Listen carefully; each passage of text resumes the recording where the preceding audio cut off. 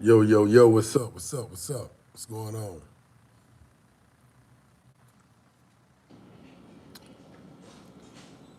We got one person in here right now. Let me see if we can get a few more people in here before I carry on and continue with today's service. And we will be having a coffee cup, morning coffee cup, coffee in the morning, sermons, speeches, lessons, talk. Probably starting tomorrow morning, possibly.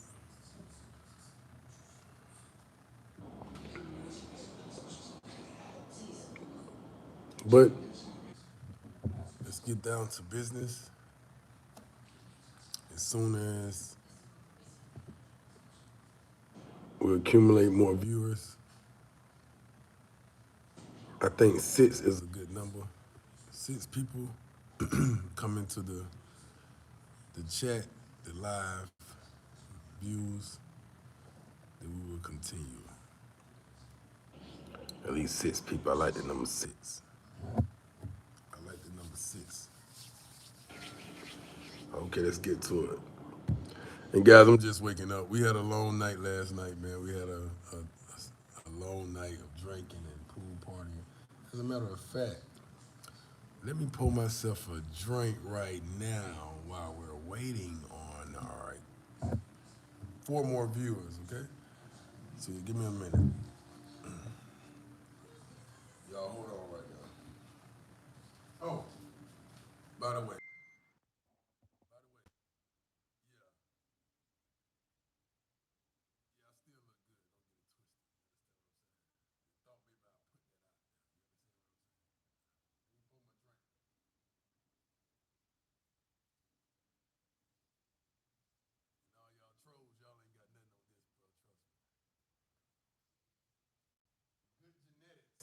good genetics.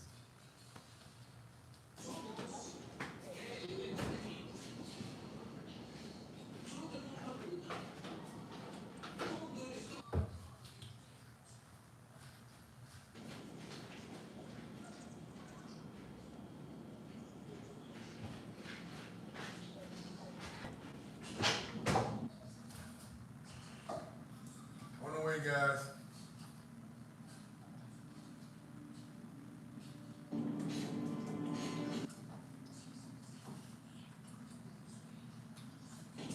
Okay, here we go. Yeah, so here we go, guys. We got two more people need to come into the chat. I decided to pour me some orange juice. Two more people. Here we go.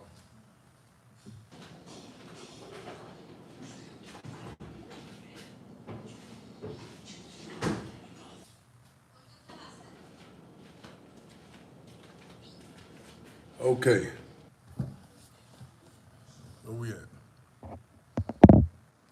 We got six people. Let's roll. Saludos.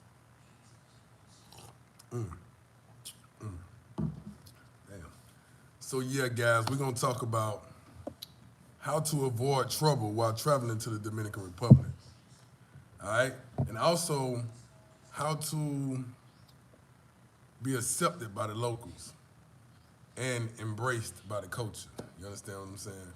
So that's like a two-part live video, and then the third part will be going through a lot of you guys' questions because I'm gonna try to avoid all questions until the end of the spiel. All right? Okay. So the camera, make sure, goddamn, I'm sitting right. All right. So first thing first.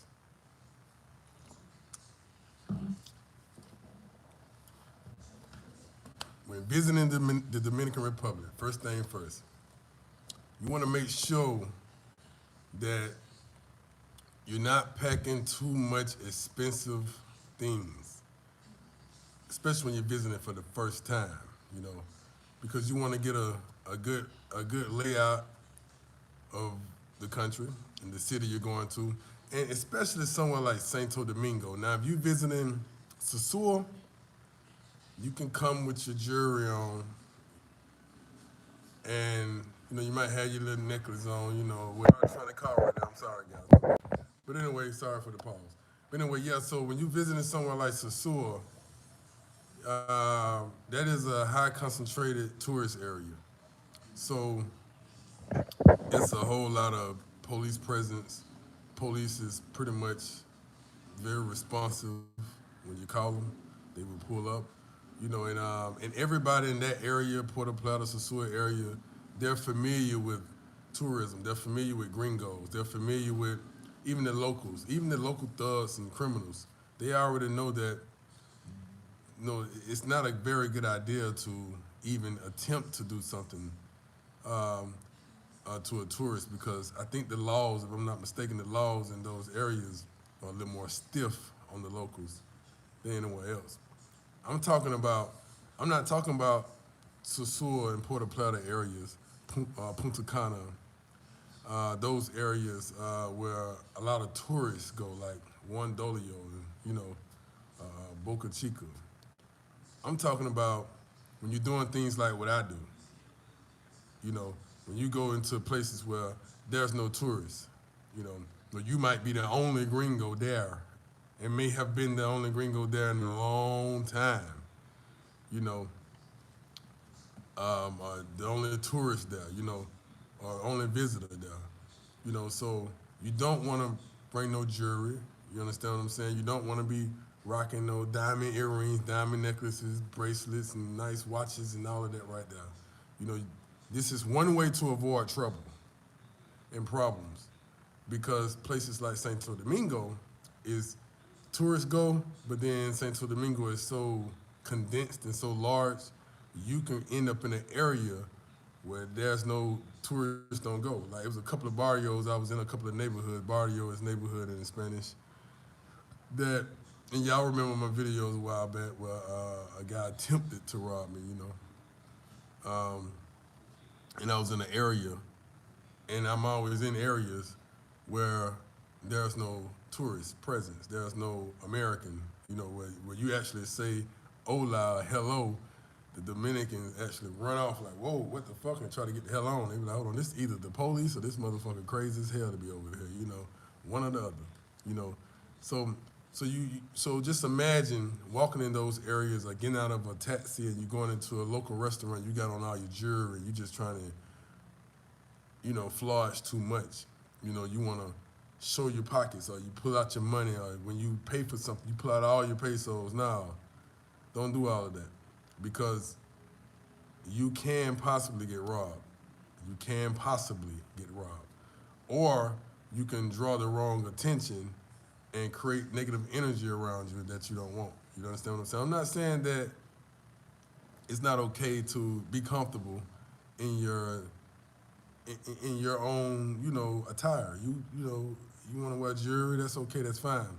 But when you're wandering off in these little areas that don't have tourists like that, you might want to be mindful, because even the taxi man will be looking at your side like, I mean, it's nothing to become food or lunch or dinner and become a human sacrifice real quick. You know, it's nothing for anybody to want to take a bite. You see what I'm saying? Of something that just looks so good. You know, so just make sure you take heed to that, because a lot of brothers, I've been getting messages from a lot of brothers. They're like, damn, King Lockett, you know, or KL, Brother Lockett, or whatever. Man, I got robbed or somebody stole this. I'm telling you, that's why I'm making this video. And man, you know, I was on the same street I seen you on, man, and I said, but did you see me with anything tangible enough and enticing enough for somebody to try to take, except for my phones? You know, you don't see me rocking my earrings and necklaces and all that right now, you know, in these areas, you know, because it's definitely not necessary. As a matter of fact, I want to give a shout out to the wise men that come out here. They actually, when they come, they might have the original Jordan's 11. What they'll do is go to the Dominican store and buy the knockoff Jordan's 11 for like maybe 2,000 pesos. They look identical and put them on. So if they get robbed or somebody try to do some crazy stuff, they just took the shoes that wasn't the original, but they had the original ones back at the hotel. You know what I mean? So back at the resort. Another thing that could help you is, and I'm not a big fan of traveling in groups. I'm not. I'm not a big fan of looking like a basketball team walking through certain areas. But you have to understand that applies to Sosua and Puerto Plata. You know, you come into a place where it's a gentleman's area that's catered to the gentlemen and men. So you want to be grown and sexy. So you don't necessarily need a crowd or need, you know, no extra person with you other than maybe one more person. When you're in places like Puerto Plata, Sosua, you know, that Puerto Plata province, that whole area. Because, you know, it just look tacky. You just see a whole bunch of guys mobbed up in groups, acting stupid, you know. But it's not that type of video. But when you're in areas that I frequent, the areas that, if you're in areas that, again, deep in Santo Domingo, deep in Santiago, Mayor, Nagua, areas where places where there's no tourists, then you might want to travel with 4 guys. It might be okay. You travel like 4 or 5 guys, or 4 or 5 people, and this way, everyone watches each other, and you create like a party vibe everywhere you go among the locals. And that what I just said is gonna transpire to, it's gonna transfer into how to become accepted by the culture and the locals. We're gonna hold that thought right now. But you wanna carry yourself. If you're in for a group of 4 or 5 in these areas where, you know, tourists don't go, that's pretty good. All right? Travel like that in those areas. Now you can watch each other back. Don't be on no clown shit, like throwing money everywhere and flogging money. Don't do all that shit. Be on some lands, like scoping out the land. You know what I'm saying? Don't go just trying to go at the girls like you would do in Sosua or Puerto Plata. Don't do that, because then you will have problems. It would be problems real quick, you know, because now you got to understand that the entire country isn't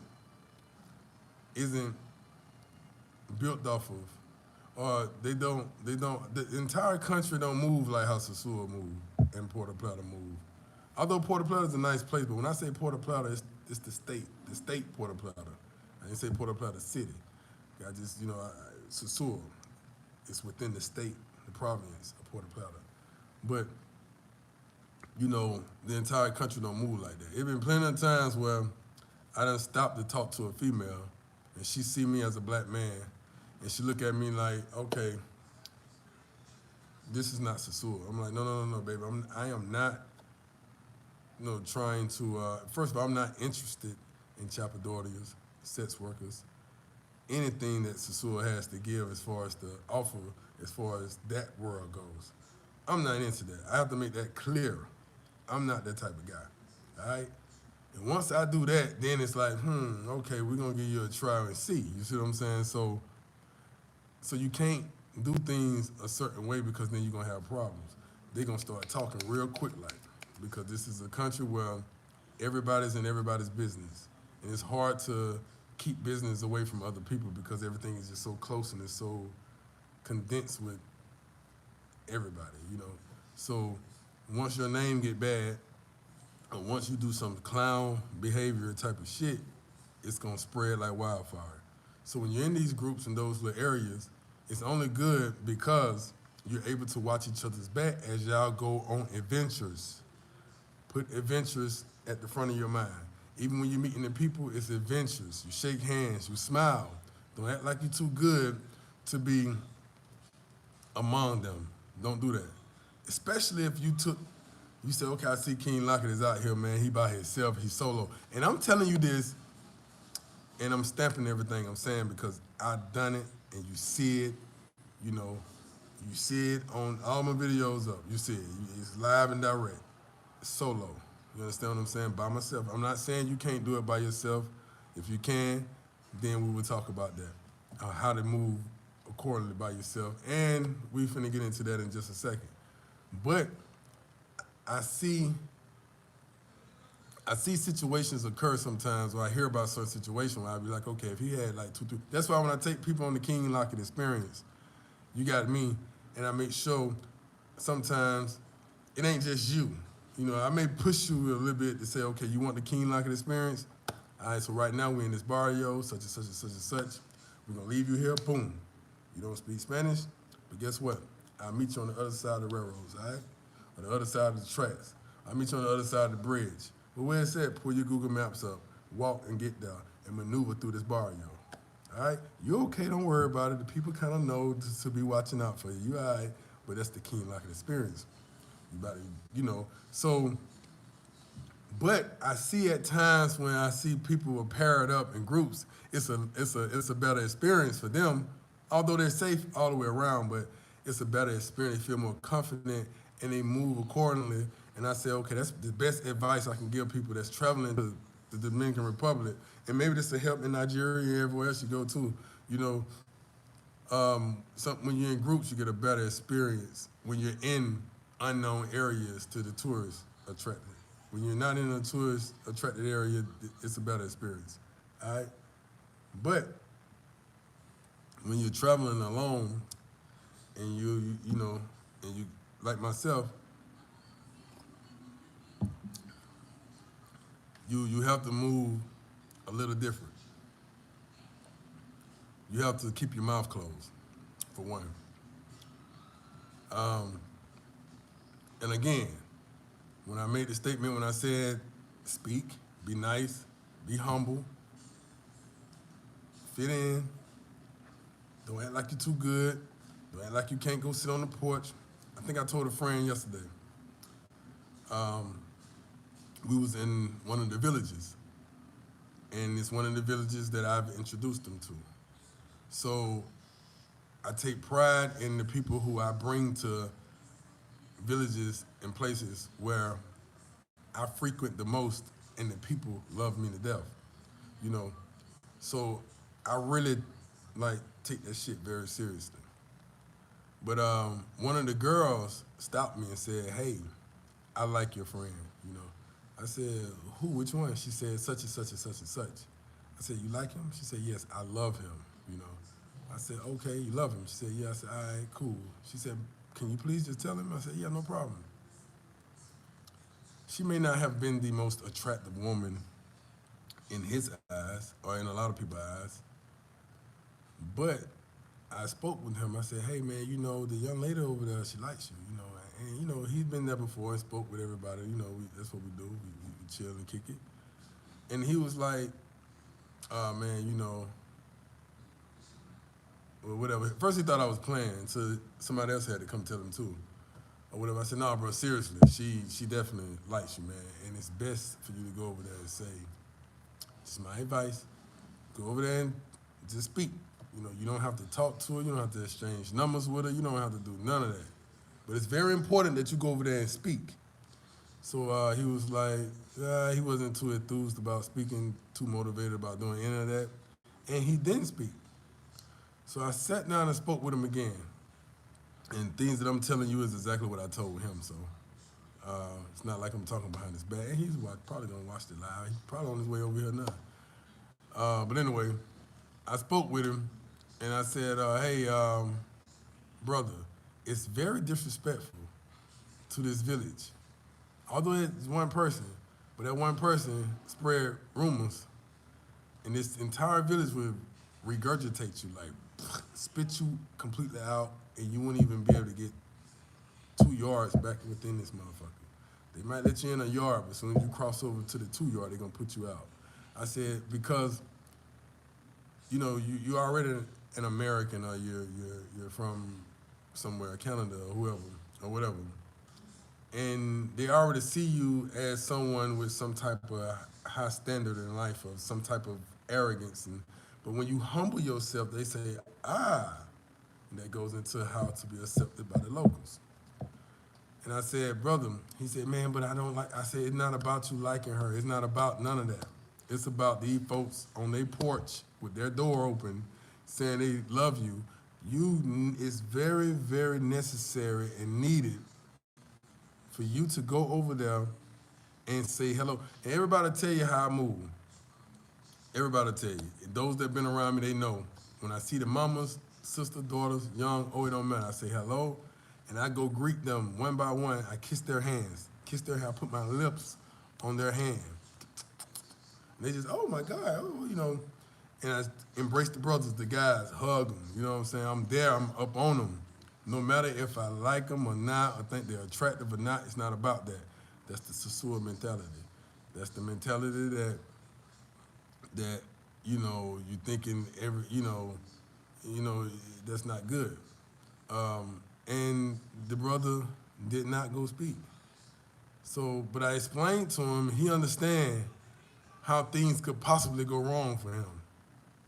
But my character is so strong here that they like, okay, they played it, I can only imagine how hurt the girl was. The only thing I can say to be a great wingman, because I am a great wingman, is say, hey, I forgot to tell him.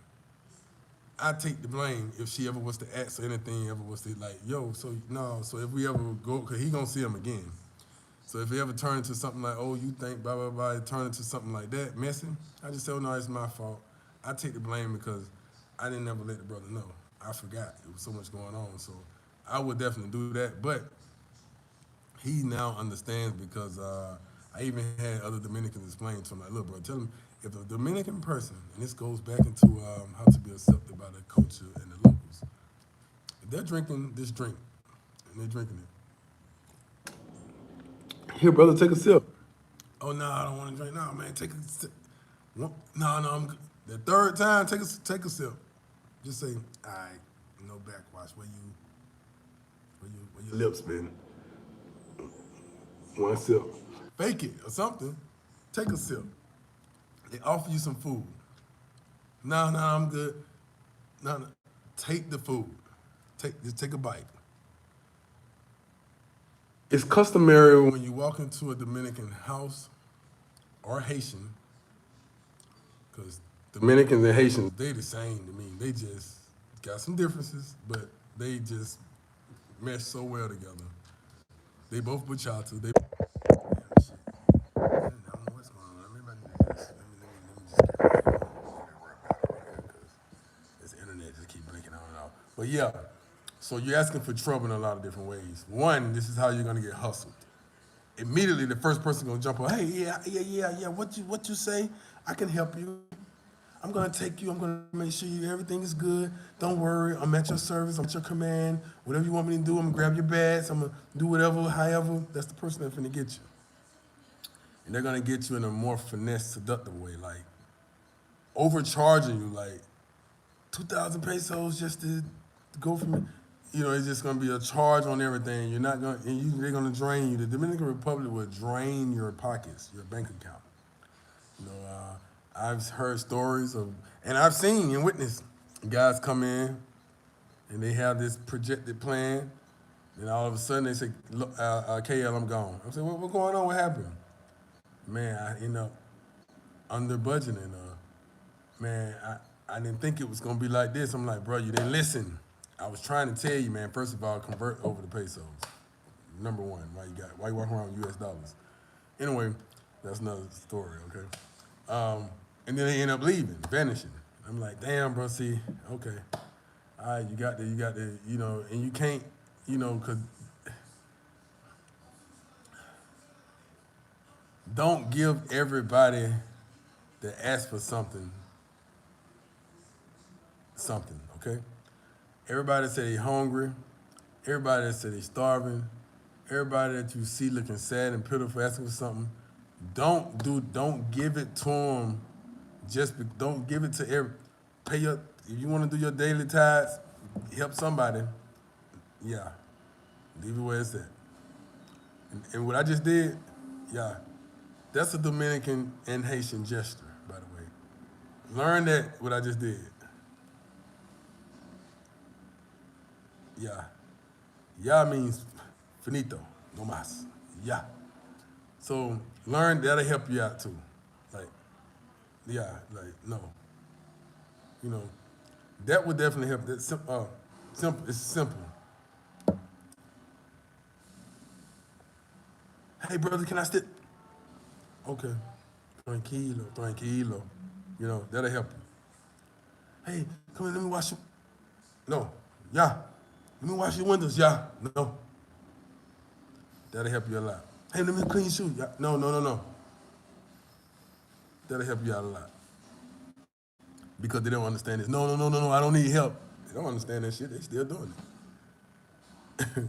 And now you obligated. Now you feel obligated to pay something. Okay, let me go ahead and pay something right now. Then, okay. That just came. It wasn't part of my plan to teach you that, but it came then. Yeah.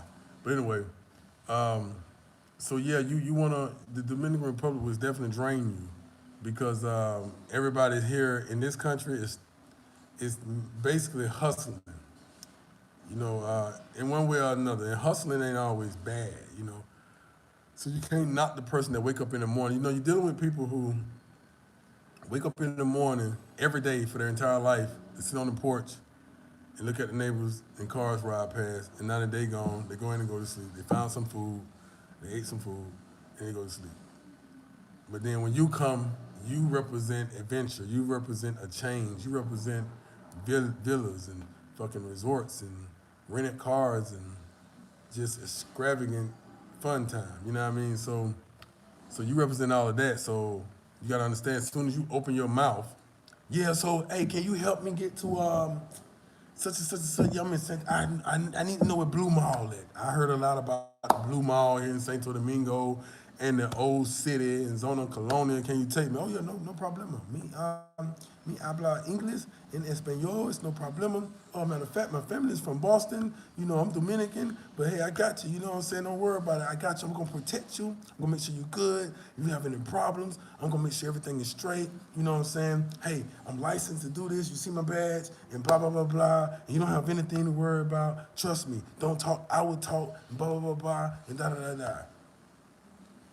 And you're gonna run into some problems. All right. I'm not saying that all of the guys who really want to help, because there are some genuine, sincere guys who actually, I still have on my team that actually approached me in that type of manner and actually was good guys. But I had to go through a lot of trial and error and a lot of things to be able to give y'all what I'm giving you now. You know what I'm saying? I'm not giving you my perspective based on what I've heard, unless I say this is what I heard. I'm giving you my perspective and the education of things that I've literally hands-on been involved with and still involved with. So I'm giving you the live and direct, and you can see it. If you ever want to go back and vouch, check or whatever, it's there. But yeah, keep your mouth closed. The best thing for you to do is always have a good. If you traveling alone and you're a man, have you a good woman as a friend or a girlfriend or whatever you got her as. She's your representation. She speaks for you. I learned that from my dad. He said, listen, you need a representation. Someone has to speak for you. A whole family has to be able to stand up and say, yeah, we know KL. And yes, That right there is no, but this is yes. We support him because that means a lot to this nationalist society. These people are nationalists. They believe their own kind. If a Dominican say some shit, that's what the fuck it is. Until it's thoroughly goddamn proven. So when you got a family speaking up for you, you don't say nothing. A lot of times on places, you'll see a girl, it doesn't mean I'm sexually involved with her, doesn't mean I like her, it doesn't mean anything, but hey, I needed me a representation, and she just so happened to be looking good. You know what I'm saying? And that's just what it was. So she speaks because the women, just like in America, hold weight here. Women just, women are just better than us in a lot of things that can get us indoors that we can't get these men just can't open. You see what I'm saying?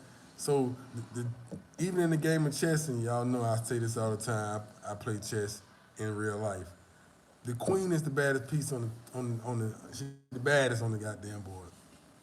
The baddest, the toughest on that motherfucker. We know that.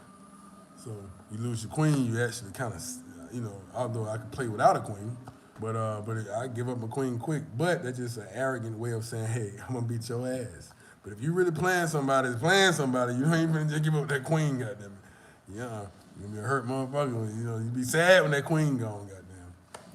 But all jokes aside, although there's some truth in them jokes, um, you want to have a good woman to speak for you, or a good male friend, or whatever, but that will speak for you. So they already expecting you. They speak for you. They move you through the obstacles you're trying to obtain and conquer.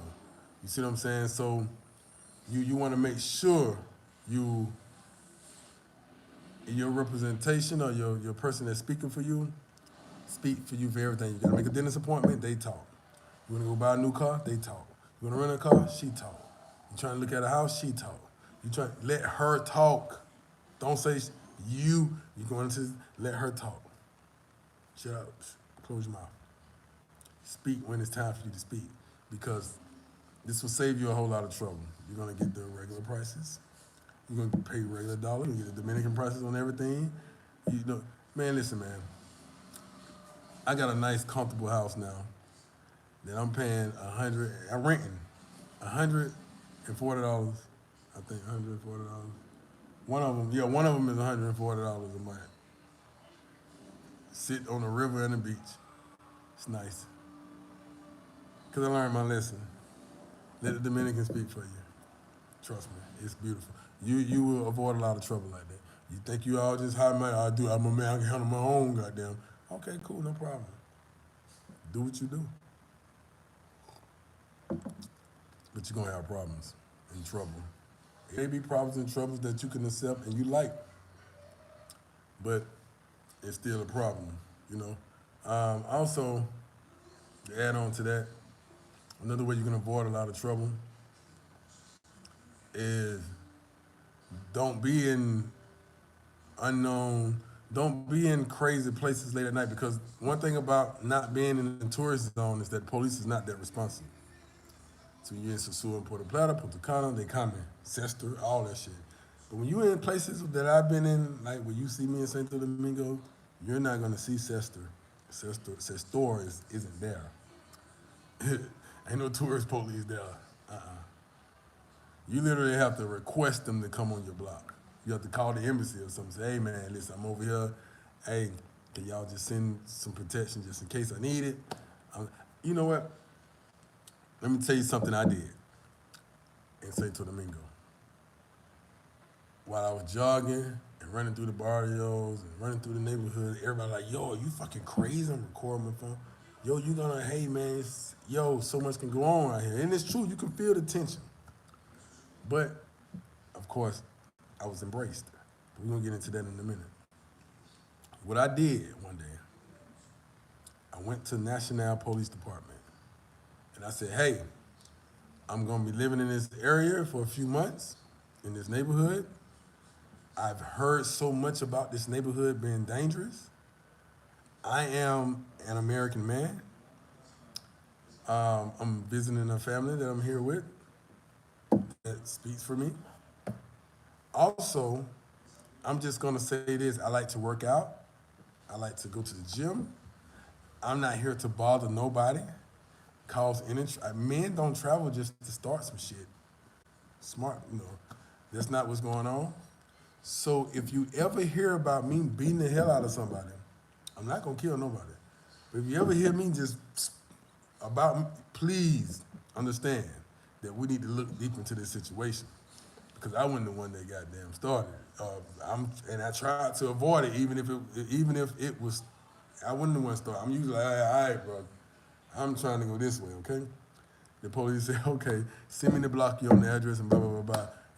And every so often they had somebody, boom, on that block. Every time I come out scene, I shake their hand. Even when I go to the gym, they started watching me. Even when I went to the gym, I go to the gym and work out. I see National either on the moto, they'll be walking by. I say, okay, because you never saw this before. So I felt like I because this was a neighborhood that I attempted a robbery attempt on my phone. I got that shit back. You know what I'm saying? So I didn't want to keep going through that shit. So, but if I did have to go through it again, then it was gonna be justifiable, and I had some protection to say, okay, this, I wanted to come first. They didn't try to extort me like, yo, but then pay us a little money, like they do in other places. I'm not saying no places because I'm not trying to make nobody look bad. But they didn't come with that, and this is the capital, so I'm sure they trying to be a little straight. They didn't come with that, give me this and that. I'm not saying it don't happen. I'm just saying it didn't happen to me. They actually did their job, and I appreciate that. So shout out to that department. I don't want to say exactly the neighborhood, and I try to avoid that because I don't need trolls getting too close to me.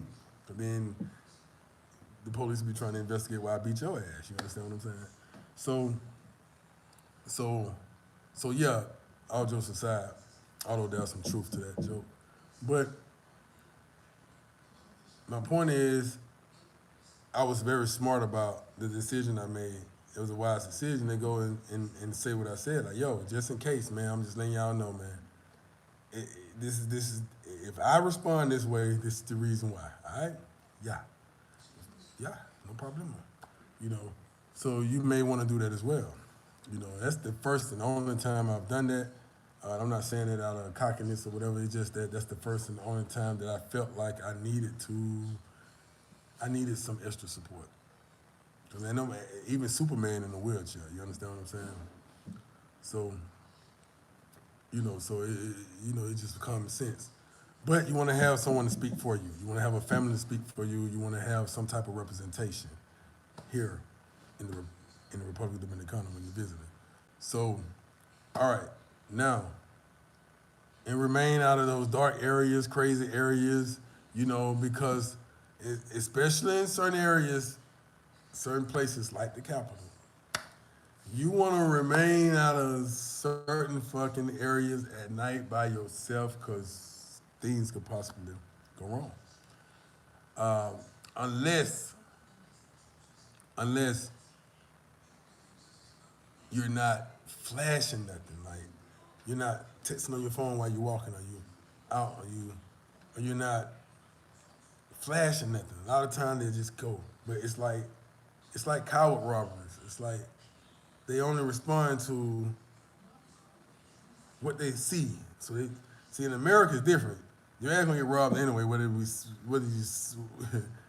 I came from that background too. So whether the motherfucker can see some or not, they come to get you. They just find out whether you got it on you or not. If you don't, go on, you do, okay. But here, it's like they kind of see like, oh, there it is. I can go get it, So don't be flashing nothing, if you do have to maneuver at night and gotta walk one block, because Uber don't know where you at. Taxi can't find you. You got to go from this block to that block, and you got to go through some cuts to get there. Then just make sure you're not flashing too much. Also, now let's get into how to be accepted by the locals, and embrace the culture, and the culture embrace you. Well, there you go. The culture embraces you by you first embracing the culture. All right? Now you notice, I said, when I go a lot of places, I'm by myself, and a lot of time I'm by myself, and I don't have nobody to speak for me. But I'm gonna put you on a little secret, all right? The first thing I do when I go somewhere, I spiritually reach out to the people. It's just something that I have intuition or some type of discernment.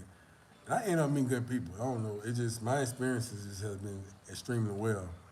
I don't have it in horror stories. Praise the Most High for that. But my only horror story is bringing bringing one of the American women here, and it's not to all American women, but bringing one here, and that's the only horror story I got there. But anyway, other than that, I ain't got no horror stories. Um, Now, sometimes I meet people and I automatically put them in a position to speak for me. So if I go into somebody's neighborhood, if I find a kingpin or I find the local joker or whatever, boom, hey man, rock with me. Oh, you speak English? Perfect. You don't? It don't matter, but this is what's going on. Rock with me, let's go. You know what I mean? So it's like me watching him, he watching me. And you know, and I'm very, they call me Tiger. They call me Tiggy. They call me Tiger. Matter of fact, when I meet people sometimes, like, hey, how you doing? Mi nombre is Tiggity. They be like, oh, Tiggity. You know what I mean? I let them know I'm a tiger off top, so don't even play these. I am a tiger. Tiger here means you're wise and you're, can't nobody fool you. You know all the tricks that they can possibly play. You like so many steps ahead of the game. So I let them know off top, don't do it, all right?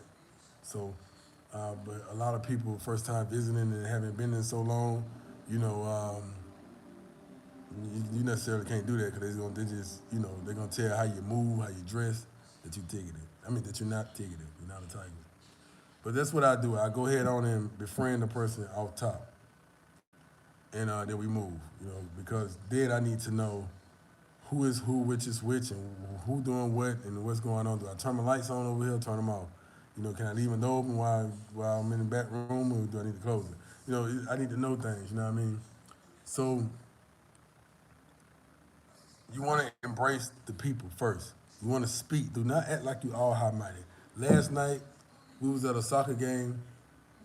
And after the soccer game, you know, um, we went in and sat down, and we partied with the people.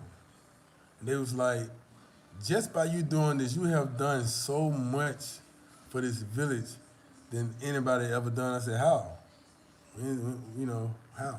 They said, because no one never come and sit and party with us after we done with it, after they finish their donations, after they finish feeding the kids, after they finish whatever they doing, they go on about their business. So it's a lot of times those donations and stuff are taken from you. They're not accepted from you. There's a difference. A lot of times donations is taken. Yeah, we'll take it. Thank you. Ah, you so sweet. Oh, bye bye. But it's not accepted from you because they didn't ever feel the connection in the first place. You did it for your missionary group, for whatever type of YouTube recognition or some shit, you know, or you did it for more views or something. They don't feel it. But when you get down in the trenches with them, and you getting bit up by mosquitoes while you sleep in unfamiliar and uncomfortable places with them, they like, yo, this motherfucker is serious with it. We'll die before we let something happen to you. We get some machete. We go crazy before we let something happen to you. You understand what I'm saying? So you got to understand, you got to first embrace the culture, embrace the people, embrace the local, speak. Say, hey, don't be scared to touch hands. Fuck it. Hug. Sit down. Don't be like, well, I don't know if I want to. No. Get up in there. You know what I'm saying? Get up in there. Because them folks were so happy just to see us sitting there with them, partying, dancing, kicking shit with them in the wee hours of the night, 12, 1 in the morning, 2, 3. We still partying with these folks. No security, no nothing. Chilling. You see what I'm saying? So, and I had the brothers say, man, we want to teach you the history of this village. I said, damn, we're going to break down the history. You know, we're going to give you the best of what we have to offer. Because, man, we see what you're doing. We appreciate it. I said, man, you know what? man, praise God, praise the Most High for that. You see what I'm saying? So, man, I appreciate that. You know what I'm saying? And that's how I can just, and I'm just using myself as an example, you know, because I'm leading by example, you know. Only thing I ain't done yet in leading by example is choosing one unicorn to be with and actually showing y'all another phase of the chapter, you know? Because you would think like, damn, we talk about these unicorns, but why he ain't settled down with a unicorn yet and got married or some shit? Goddamn, now he's, you know, well, you know, I'm process of elimination right now. But anyway, that's the only thing I haven't done, led by example, you know. So I'm telling you off my experiences. So this is how I'm able to maneuver through these communities and actually build. Because you may see other people, and I'm not taking shots at other YouTubers, but you may have seen other people go through communities and walk through different communities and do all of this right here, but wasn't embraced, wasn't captured. And I gotta give a big shout out to Big Bro, Big J, escaped to the Dominican Republic.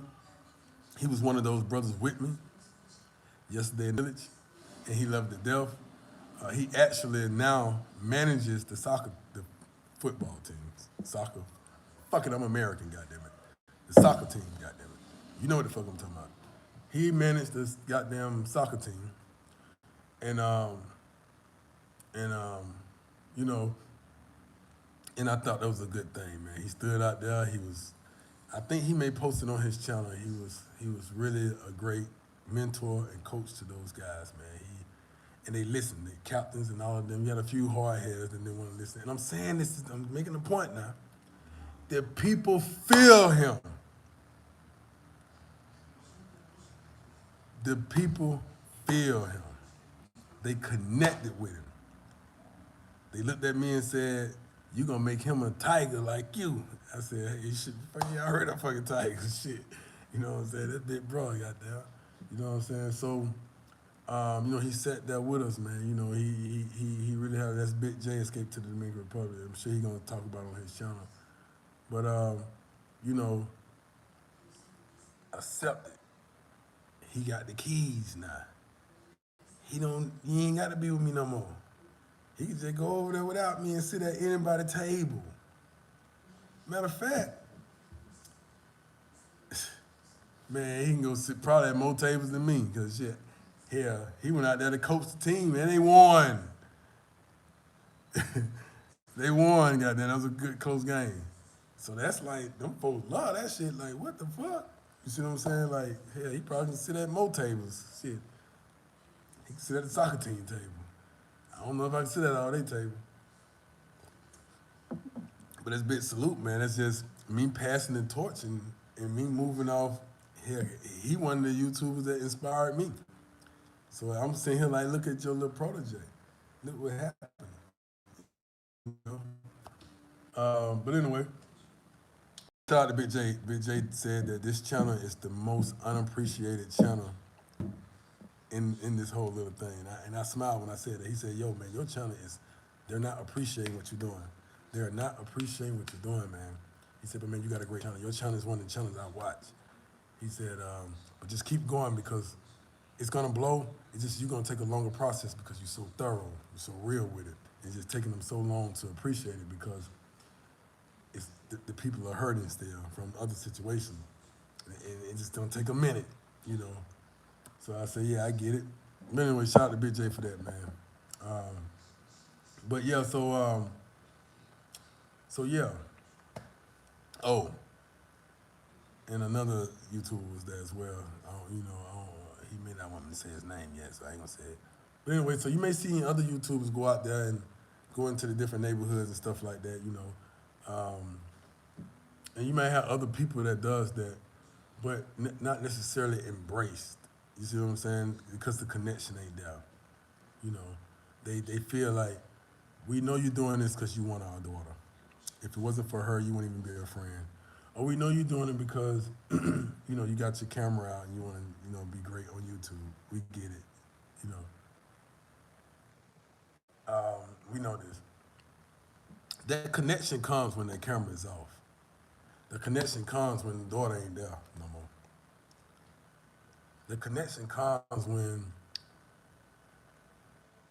the American man or the American woman is looking Dominican as far as the things you're doing, like going fishing with the little kids, you know, sitting down really dancing bachata, trying to learn the bachata, trying to learn the language, trying to learn merengue, trying to learn to cook.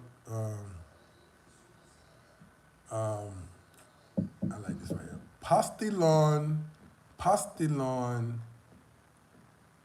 de plátano maduro. Now, plátano the maduro is sweet plantain. That's good, but the pastilon de plátano maduro is like a lasagna, and it just tastes so. Find me a woman that make that, we get married. But anyway, so you're trying to learn the culture. It is not saying forget your own culture, your own country, and then try to embrace somebody else like you want to be them or something. No. But if you're visiting and you're actually going to be spending a long time somewhere, you kind of want the people to embrace you. So the people got to feel you. You understand what I'm saying? So I have such a connection with the people here to the point to where I never have to worry about a place to go, food to eat, something to drink, and I get this real scoop. Like, they're not hungry. They're just playing with those gringos over there. And I just be like, okay, all right. Do I go run over there and tell the gringos, hey, no, man, no, don't, no. I said, you better subscribe to my channel, watch the videos, because right now I'm in the culture. I'm sitting down watching shit that happens. Like, damn, that's crazy, you know. But another way to accept the people and people be accepted by the people is to be generous in a way that's not making you look like a simp. Now, you be generous in a way like, yeah, man, I'm over here in this neighborhood, I'm staying here, coming to these people's house, I'm in, buy them new TV and this here, and put some more. Nah, you're looking like a real simp. You look irresponsible, actually. But if you, let's say mama, hey, you mind cooking dinner? Who else here? Sister, brother, okay, cool. But Papa, he right there. I'm hungry, mama. I like to eat. I'm kind of a big guy. I like to eat. You mind cooking something to eat? Cause now you being dominant, you being responsible, you saying me something to eat. Of course, the Dominican gonna say, yes, I will cook you something to eat. You, when do you want it? Whether they're expecting something or not, because once you have that connection and embrace, they're no longer expecting nothing. We just had a woman come over here and clean up everything, walked out and said, look, I don't need that. You invited me over, I cleaned, I left. I don't want nothing. Your shit needed cleaning, you're a man here. She left.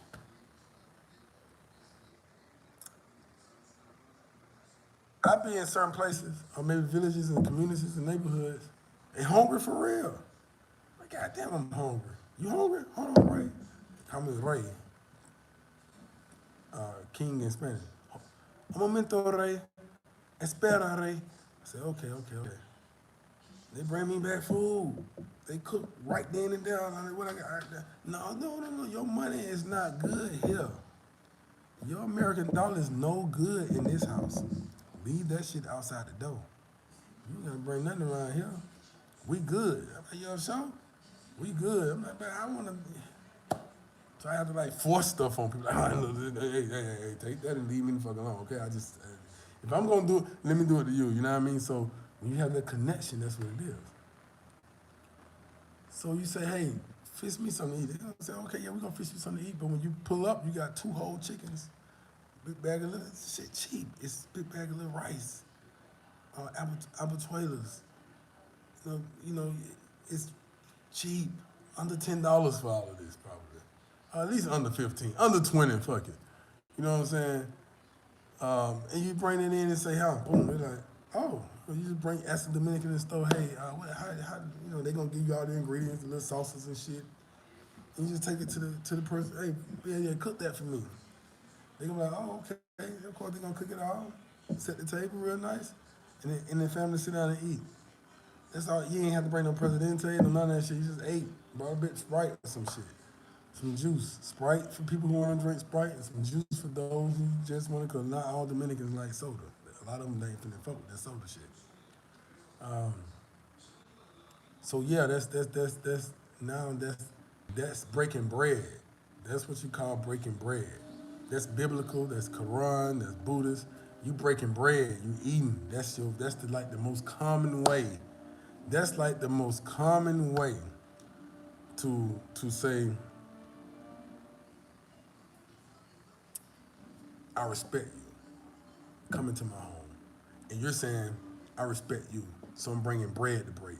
That's that's that's the most. That's like customary all over the world. It's like universal fucking understanding right there. You know. You know. So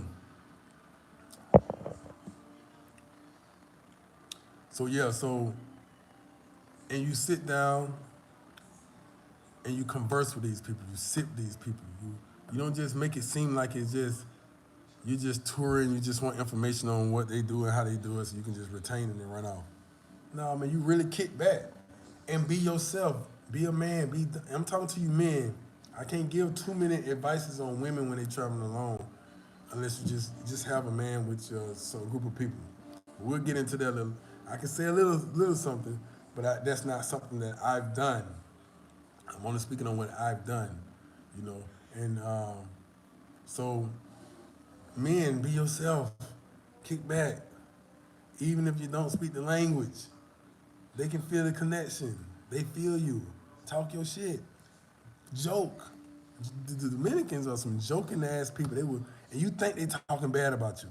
Oh man, he said something. Everybody started laughing. They joke. That's what they do. They some joking motherfuckers. You know, they have.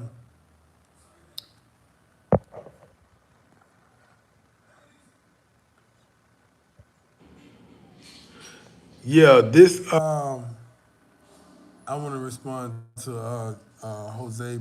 I'm saying Jose. Zos, maybe it is Jose. I'm not, you know, Spanish kicking in. Bourbon.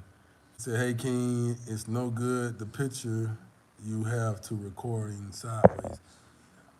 Whenever I'm just talking and spin game or whatever I'm doing, and it's not nothing to show in my background, or I'm not finna just show people nothing, then I just come with this, you know, or I'm trying to learn how to not even show me, just block the shit off, and you just hear my voice talking. I really want to do more of that, you know, where you just hear me talking, you know, especially when I'm just early in the morning, I'm still in the bed, you know, I got boogers in my nose and my eyes and shit, slob and bubble gum and shit, and, you know what I'm saying, and mango juice all on the side of my, you know, um, I just sometimes just want to just turn the camera on and talk, you know, and sometimes be around people who actually we be holding some great conversations, and I just be want to turn the fucking just the voice on. I can just talk and we just hear the conversation. You know what I'm saying?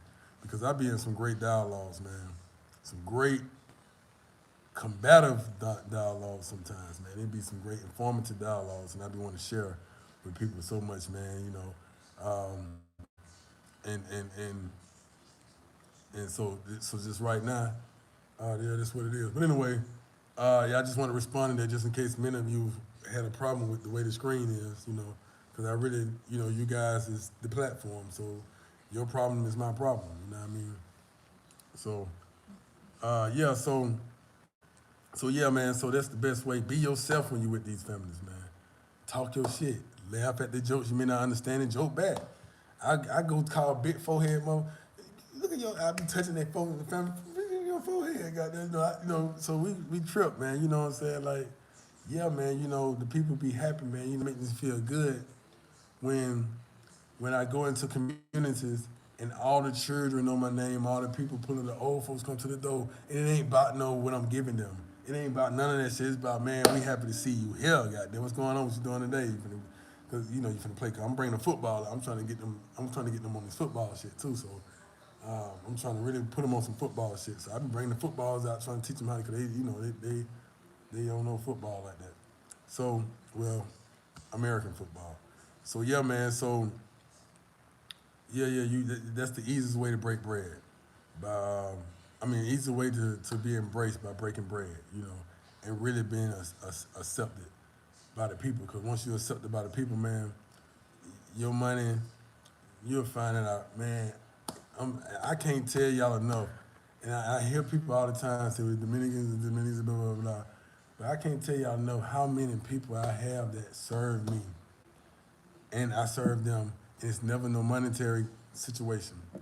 Because the people, it's a beautiful thing, man. The people have accepted you, man. You're like family. Once you family here, you family. And family is a big thing here in this culture. And once you look at it as family, you fucking family. You understand what I'm saying? So, I can't stress this enough. I cannot stress this enough. Speak, say hello, have a humble face, smile, go shake hands, kiss the ladies, you know, compliment people, man.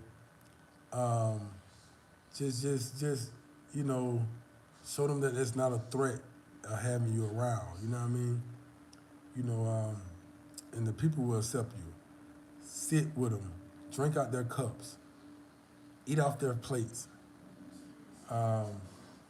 use their restroom. They're gonna be embarrassed. Sometimes they be like, you say, no. Trust me, I'm okay, I'm fine. A lot of Dominicans don't invite you to their house because they be ashamed because they feel like you're gonna judge them or you're not gonna be comfortable. And the main thing they want is for you to be comfortable. And if you're not comfortable, then they have not served their purpose. Because the good Dominicans, these people feel like it's in their nature to serve you and make sure you are comfortable. So a lot of times they don't want you to come to your place. You know what I'm saying? They don't want you to do all this. They don't want you to do all that because they're too ashamed. You know what I'm saying? So you make them feel comfortable. Like, nah, man, please, man, I done showered outside and rivers and all that, okay, come on in then. Once they see it, and they invite you in, you use their restroom, you pour the water in the toilet to flush it, whatever you gotta do, however, but you make them feel comfortable. And then that's when they know that you are Dominican. Not literally, not by blood, anything like that, but they see you as Dominican. So I hear people all the time say Dominicans are nationalists. Dominicans accept Dominicans. I know what that means. At first I was like, so you mean to tell me if you're not Dominican, you can't be accepted? So I got to be by blood Dominican? Or so you mean to tell me, since I wasn't born in the country, because you got Haitians that's born here and they still Dominican, and don't know Creole, just total Spanish, don't know nothing about Haiti, they Dominican, goddamn. So I was like, damn, that's weird. I know what that means now. Dominicans will only truly love another Dominican. That's a metaphor. Did you know that?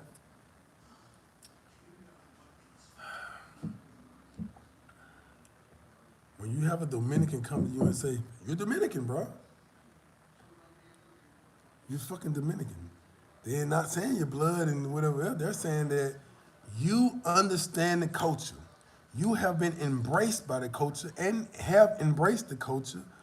You understand the streets. You understand everything. You know what it's like to sleep with a fucking net over the mattress in bed to keep the mosquitoes from biting the fuck out your ass. You know what it's like to take a shit on the toilet and you smacking mosquitoes off your ass because they biting the fuck out you. You know what it's like to hop in the shower and it ain't nothing but cold fucking water. Good for your skin. It's cold water. And you still fighting fucking mosquitoes. And you don't even really have a rag. You just got to scoop the water and pour it all on you like, oh shit, god damn, it's cold, this motherfucker. You know what it's like when it's hot and the fucking water and shit goes off because the water fucking tank done ran out of fucking water because it ain't raining in a few fucking days and the truck ain't came through to fill it up. You know what I mean? You know what it's like to go to the ocean, sit your ass in that ocean, and just sit there butt naked or with your clothes on, with your soap, or in the river and bathe in the fucking river or the ocean. You know what the fuck it's like to be hungry as fuck and don't know what the fuck you gonna eat, and you just walk outside and just pick avocados off the fucking tree. You take some of the leftover bread that auntie done left, your Thea done left in the fucking casino, and you take that shit out, and you put the avocados on the fucking bread, squeeze a little salt on it, put another piece of bread on top of that shit, you eat that shit. Or you go outside, pick a whole bunch of fucking mangoes, and you eat that fucking shit until you full.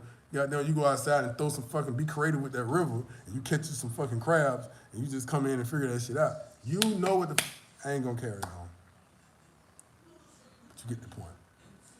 That's when you got your stripes. That's when the woman will love you. That's when the men will respect you. Cause now you are fucking Dominican. I get it. I know what that means now. You heard it first here on King Lockett. I know what that shit means. That's what, trust me, I know it. Can't nobody around this bitch tell you on no channel about nothing about what I just said, like me telling you, goddammit. Check my resume. You should be convinced by now. So, and I say that cocky and arrogantly, you know. So what I'm saying is this here. I'm gonna say cocky and arrogantly. I said it with confidence, arrogantly. Sorry. But yeah, that's what it means. That's when it's like, oh, you're a Dominican now. So it's not by blood. Oh, he's Dominican. You know, everywhere I go, it can be a new place where they don't even know me at. They're gonna look and say he's fucking diggity Dominican. That's what they're gonna say. It can be a whole, because how I'm moving. They see how, they say, we know he American, but he's fucking Dominican. He must got family here. Or something. He's fucking Dominican. Because how I move. When I move. You know, so they say, okay, I know how to maneuver now. Very well. And that's why I have good experiences.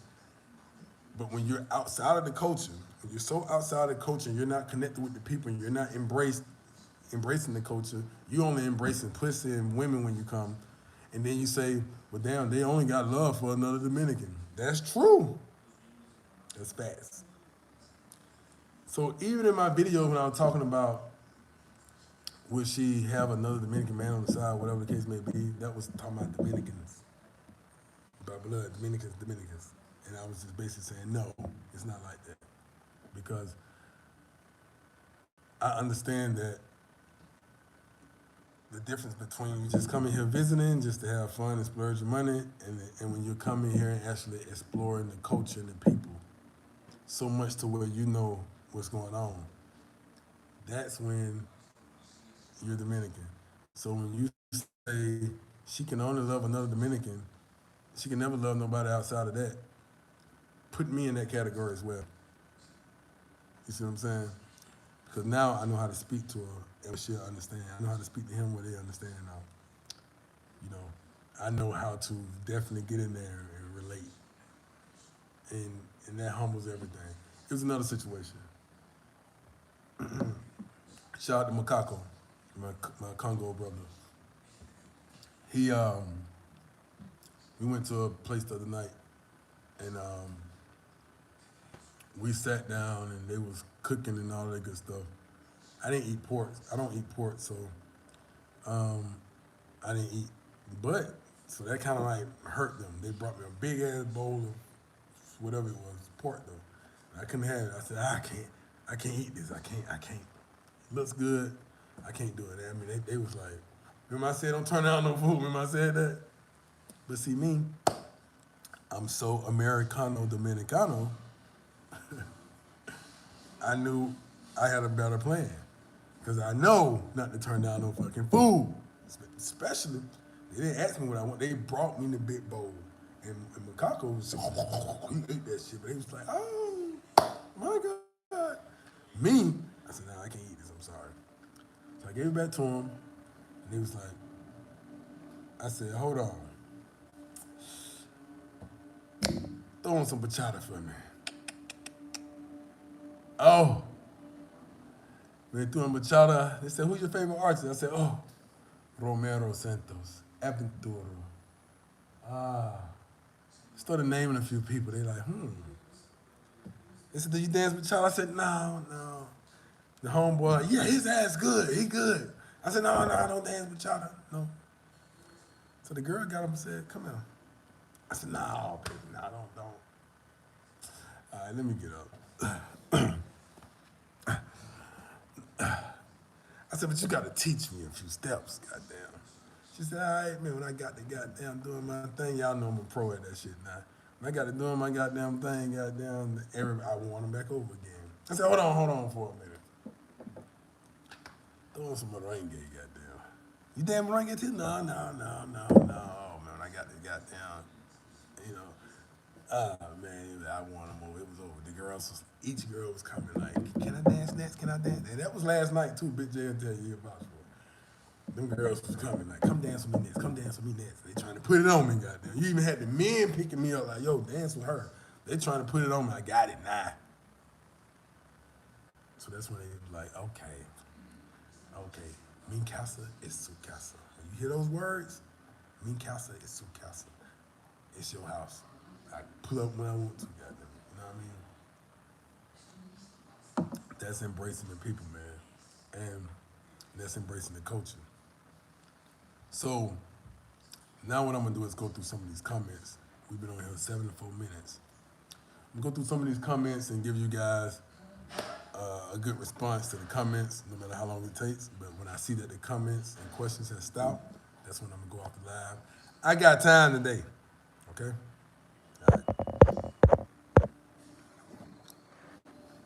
All right. What's going on in the Dominican Republic? Tyrone Gilbert asked. Remember some good old partying, fun. You know, it is a party country. Everything is built off fiesta. So, I spend most of my time in the local community. So I party at Teteo. Teteo is like family street party. So I'm usually at Teteo's. So you say Teteo, they be like, what you know about Teteo? You know, it's a Dominican slang. But it's a lot of good things going on, man. It's been raining today and yesterday, so. All right, what's up, champ? Stephen Phillips. What's going on with your Extreme Pits? Good to see you in here, man. Daquan G, is Sasua like the ATL of us? I think, no. And I'm gonna tell you why. I know what you're asking. I almost said yeah to a certain extent. It's Sasua, it's the Atlanta version in the Dominican Republic. Is it like equivalent to Atlanta? No. Sasua is, I would say, the Vegas. It's more comparable with Vegas. I would say,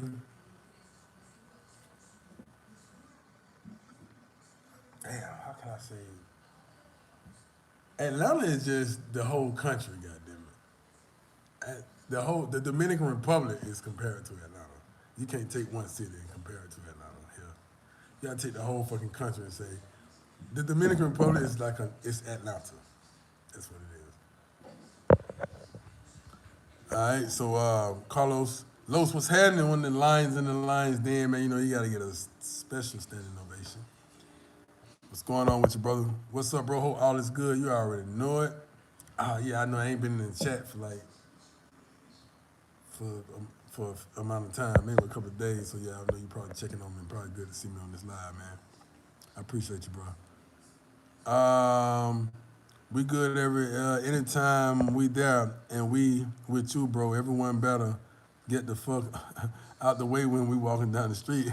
Yeah, man, cause hey, I ain't gonna lie, boy, we be looking like some lions. You got the Lions Den moving through, man. You know what I'm saying? We come through, you know, we be looking good, feeling good. I ain't on no dumb shit.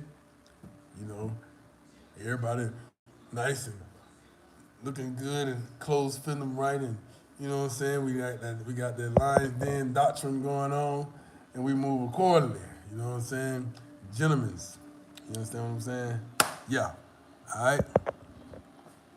The mangoes belong to the streets. That's right. Cesar Corrado. Cesar Corrado. Conrado. I'm working on my Spanish, guys. Having representation is good also so you don't get ripped off with gringo prices and avoiding deceiving misinformation. Absolutely right. Douglas Anderson, what's happening, homie? There is no place in the world like Sasua. The closest might be the Philippines.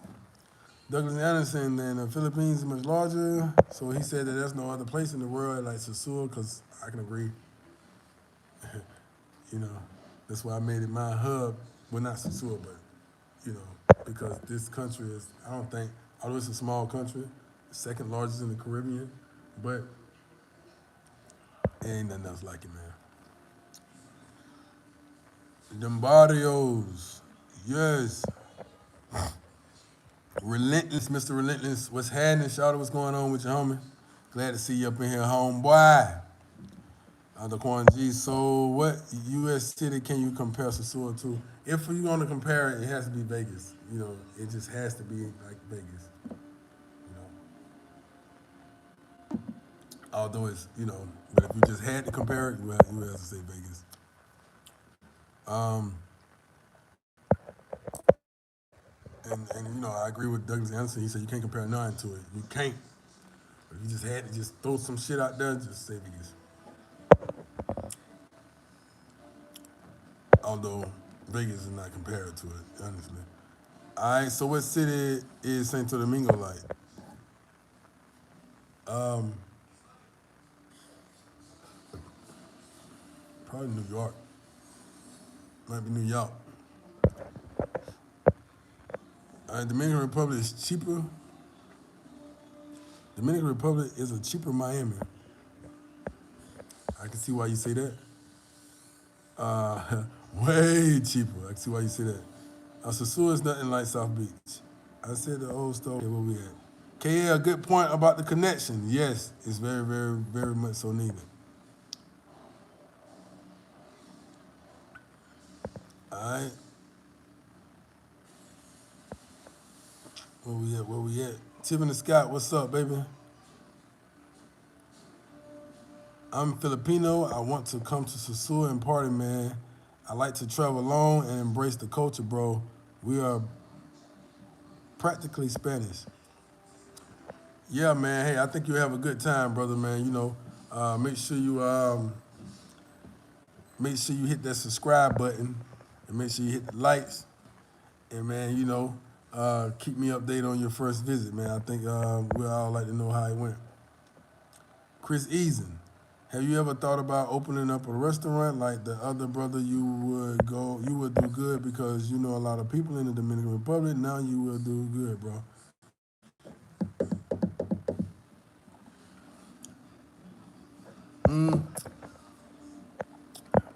Let me just say a lot of things is on the way, and a restaurant has been considered.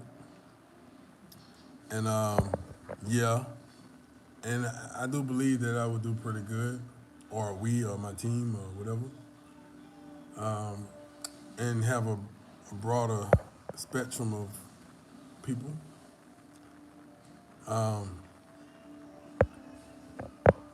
And with a good with big bro Greg in my ear, flip flop. I'm sure he'll make sure I stay on track. All right. I appreciate that advice, Chris Eason. The Quan G, I had a friend that was Dominican. She was from San Pedro. She was sexiest. All right, so let me tell y'all something about San Pedro. San Pedro is like a province.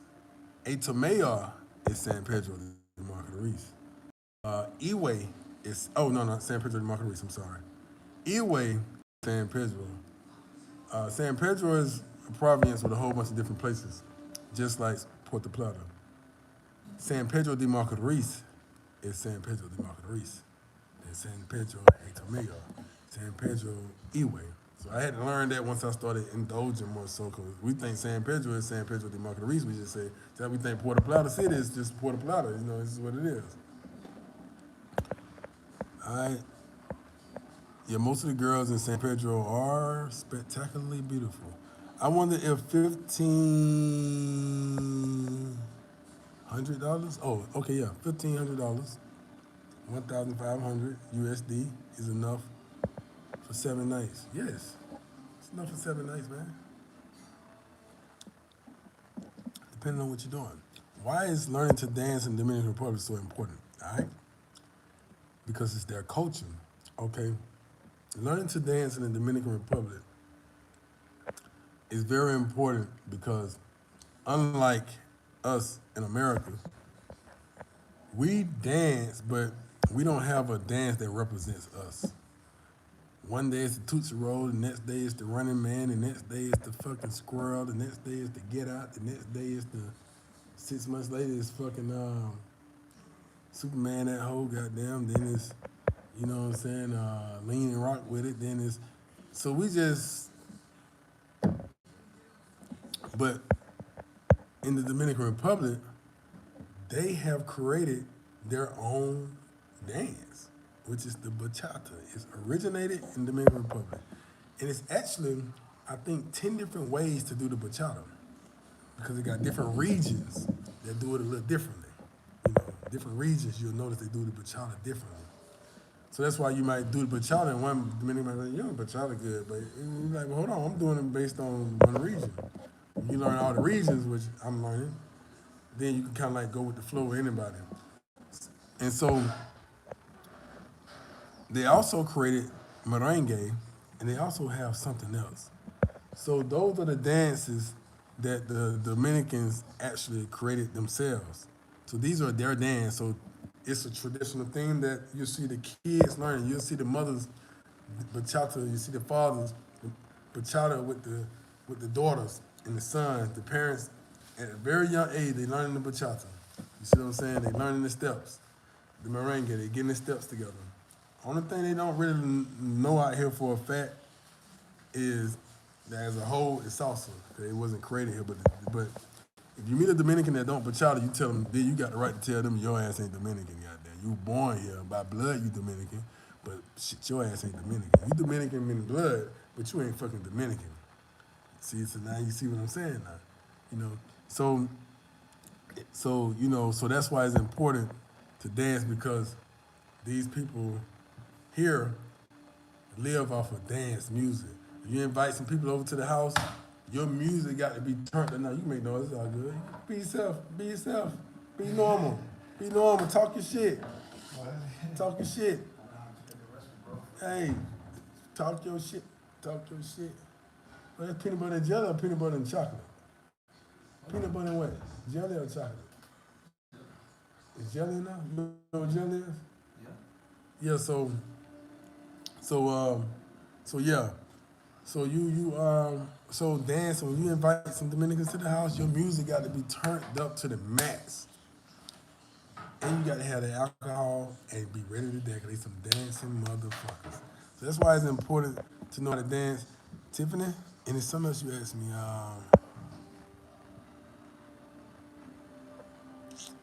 Can't you just bop your head to the beat and post up by the wall, put it onto the chits? Nah.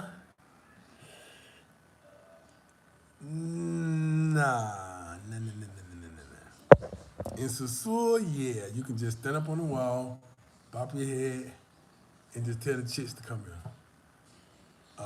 Pull on the chicks. Yeah, you do it in Sasua.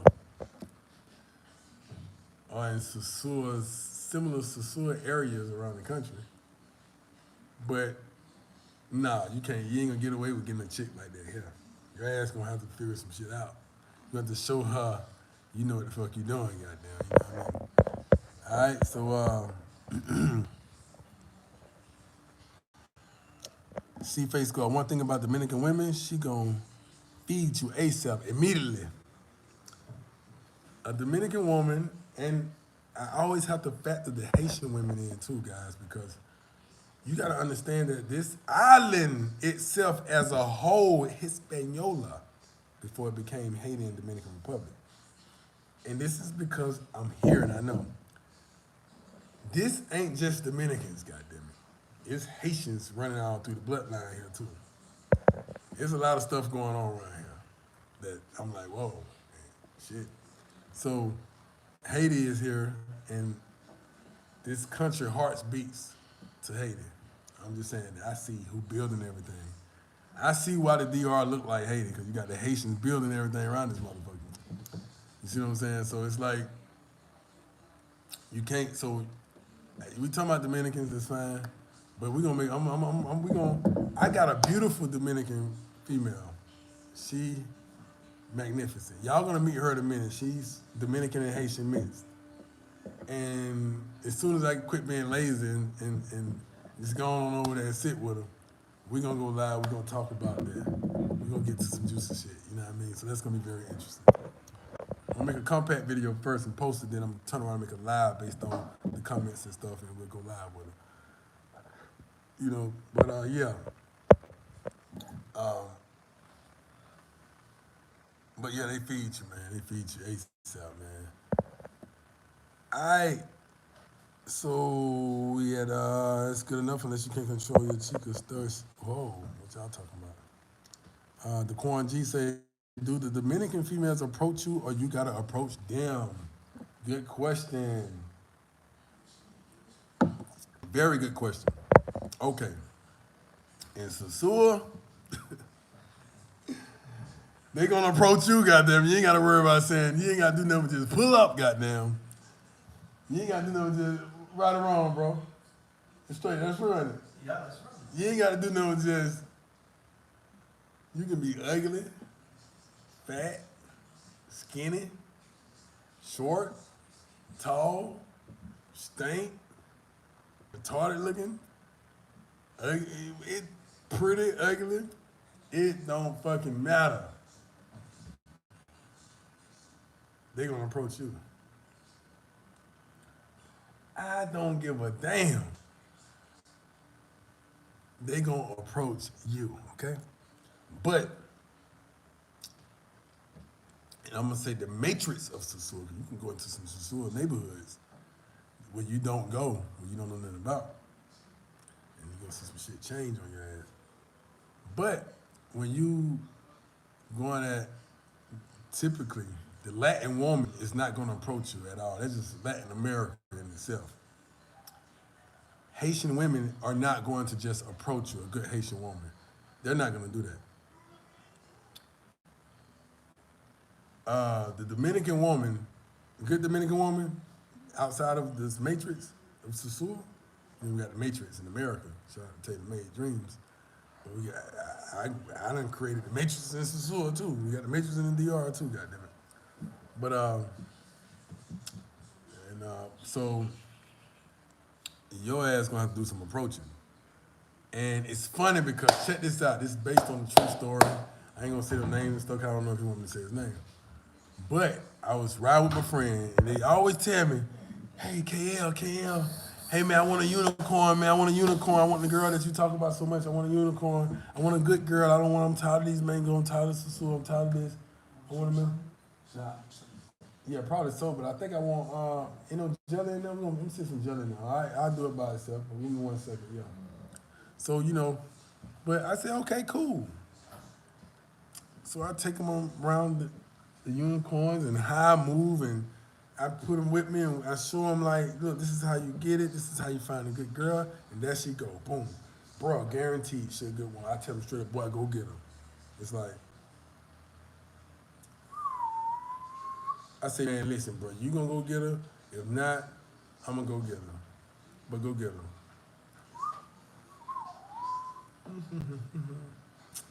I say, goddamn, I'll be back. Boom. Get out.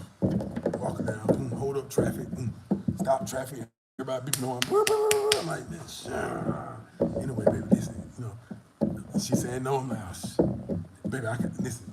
She saying no, I'm like, look. She saying no, no. I'm like, no. That shit, and I get her. And then she say, man, look, man, I really like you. You really was eager. I'm like, yeah, thank you, And I come back to the car, and like, damn. I say, bro, if you want the good girl, you got to get out of that Sasua Matrix mentality. Where you think these girls you think your money gonna impress them? You think you looking nice and your little designer wear is gonna make them smile at you? No, no. This is not the Matrix, okay, of Sasua. The Matrix of Sasua, the only thing I do is, see, that's why a lot of you men like Sasua, because you don't have enough game to really go get the real women around this motherfucker. Then you try to convert a mango into a fucking unicorn, and that shit backfire on your ass. See, I don't even supposed to be dropping this type of ism like this. God damn, we supposed to be talking about how to embrace the culture and the people and shit. See, y'all finna take me somewhere else. So let me just keep that question where it's at. Yeah, man, you got them. You got to go holler at them. You got to go pull up on them. Ain't no such thing as them coming to you here. I'm I said it, and if anybody want to rebut that shit, tell them let's talk about it. We'll go live with it.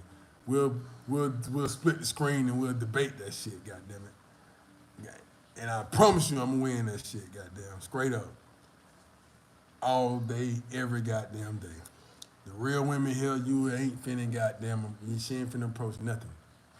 She ain't finna get up and walk to you and say, "Hey, I saw you from across the street." If she do, she's a fucking mango.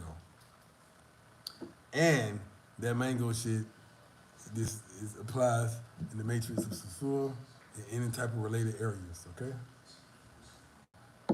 That means she's a certain type of intention, motivated, driven person that's aiming at your USD, your euro, or your Canadian D dollar.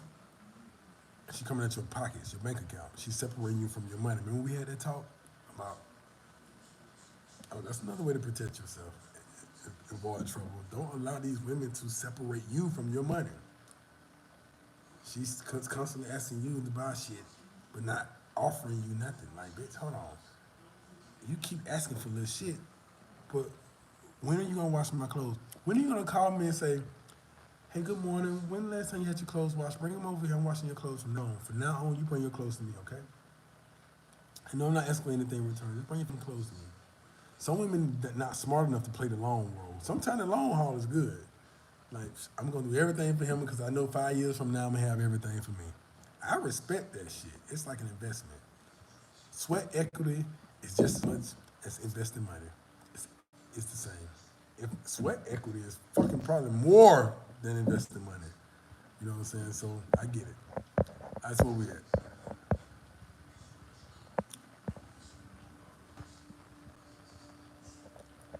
Okay,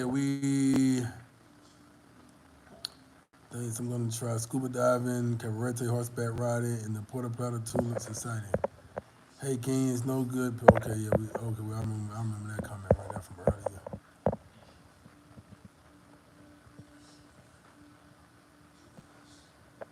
Okay, here we go. All right, so there we at now. So it's like, what's good? Leon Dungy, what's happening? Oh, I'm fucking up my homie name. Leonard Dungy. What's happening, homie? What's going on, man? It's good to see you on this motherfucker, man. Bro, gonna be pulling up in just a minute. Hey, King, it's no good. Picture, okay, we read that earlier. Yeah, so where we at now? TJ the Guru. What's going on, homie? What you say? I'll be back soon. Cop you a new Hawks hat. Plus, got your old one, bro. It's good people all over the world, goddamn. Thank you very much, man. The brother came, we met. Brother showed me a good time, man. I really appreciate it. I mean, the brother has been very good. I appreciate the brother, man. Good brothers, like you know, men out here is a little different from the men over there in America. And then also, we men in America, we have to be different. But then we come out here, we can be a different type of way. You know, I'm gonna say that. So, you know, we more calm, we more cool, we fuck with each other, brotherhood strong.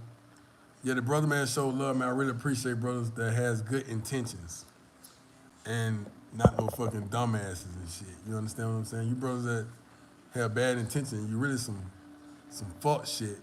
You know what I'm saying? Coming out here on some fuck shit and be on some dumb shit. That shit crazy. You know what I'm saying? But I appreciate your brother out there, man. I left my hat in his car. I said, hey, man, I left my hat. He said, bro, look, I got your hat. I'm pulling back up in a minute. Matter of fact, I'm buying you another hat because that one outdated. I said, thank you. Shit, appreciate it, man. So I really appreciate, man. I really appreciate that, brother, man. Thank you so much, man. You know, I like my Hawks and Falcons and Braves and shit. You know what I'm saying? So what we at?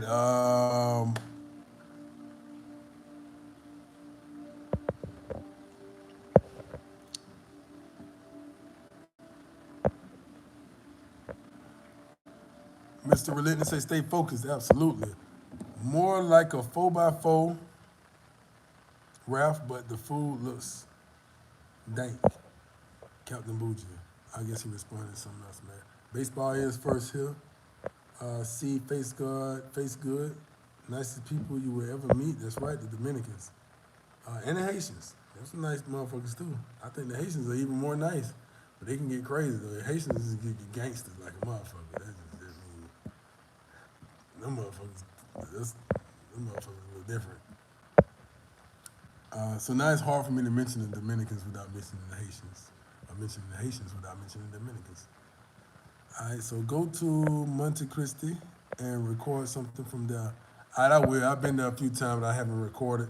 A lot of times, guys, I do so much, man. I do a lot, man, and I don't have the camera on a lot of times. I need to start.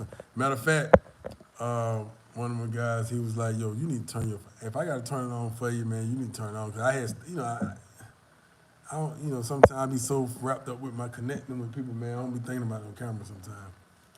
Daquan, King Lockett, have you ever been to Washington Heights in New York? No, I've never been to Washington Heights, but I've been to a few heights, Prospect Heights, Brownsville. I've been to a few projects, but not Washington Heights. I don't think so. No, I would have remembered. No. Ever gone down on a woman over there, King? Have I ever gone down on a woman? Ice, poison, Greek god. Over here, have I ever gone down on a woman over here?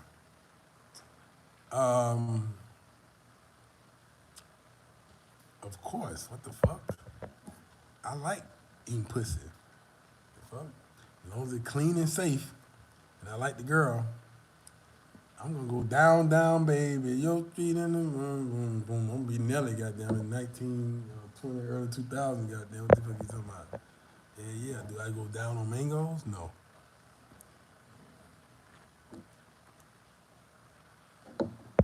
I don't even like messing with mangoes, man. Oh, I already know you finna pull up, but we got like another week. Maybe less than a week. Dungy. See, face good. Gotta have that mama wanna. Presidente. Yeah, hey man, hey listen man, I got a girl here man who made some shit. She my neighbor, and it was in my refrigerator. And I'm thinking it's just regular wine. I drunk that shit. I drunk too much. I'm thinking it's just regular wine, man. My dick was so hard. I thought I was gonna have to call the hospital. I was like, I was literally begging God, like, please, God. I was about to make some sacrifices, like, God, I would never have sex again. Just let my dick go down. My dick was so fucking hard. I don't know. It was throbbing hard. Like, I couldn't piss. It was so hard. It was like swole hard. Like, all the blood in my body had to be in my dick. Like, I was like, what the fuck is this? I'm talking about I couldn't sleep. I almost cried, guys. I promise you, I never want to experience that again. I was Googling like, yo, what the fuck is wrong with my dick? Like, what the fuck?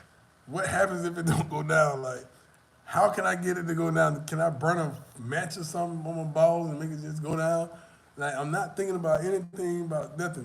What the fuck is going on? Like, that shit was hurting. Like, I barely touched it. It hurts. Man, when it finally went down, man,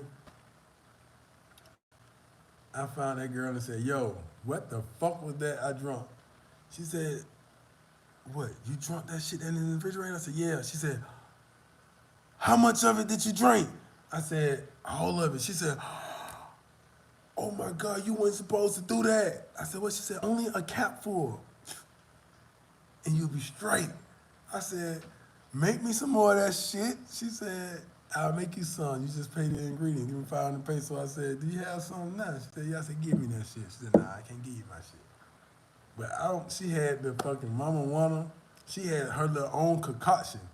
I'm gonna goddamn start marketing that shit. If I do open a restaurant or we open one or whatever we do, we gonna sell her shit. Goddamn, that shit. I guess I drunk the bottle, goddamn. So she said a cap, just a soda cap full. I drunk the whole bottle, so you already know I was fucked up. I was literally finna call the hospital. I was almost finna down fucking hospital. Like, come get me, take me, cut my dick off. I don't give a fuck. I do not want it right now. Like, fuck it. Yeah, man, that shit crazy, man. But yeah, that Mama Wanna is good, man. That's what made me think about that drink. Uh, Rick Roll, how's the girl doing? I need that cash up again. I must I must have wrote it down wrong. Type it real quick. It's number one KI. Damn, no it ain't. Fuck. It's dollar sign KING 7414 if you still here. Dollar sign KING 7414. The dollar sign King 7414.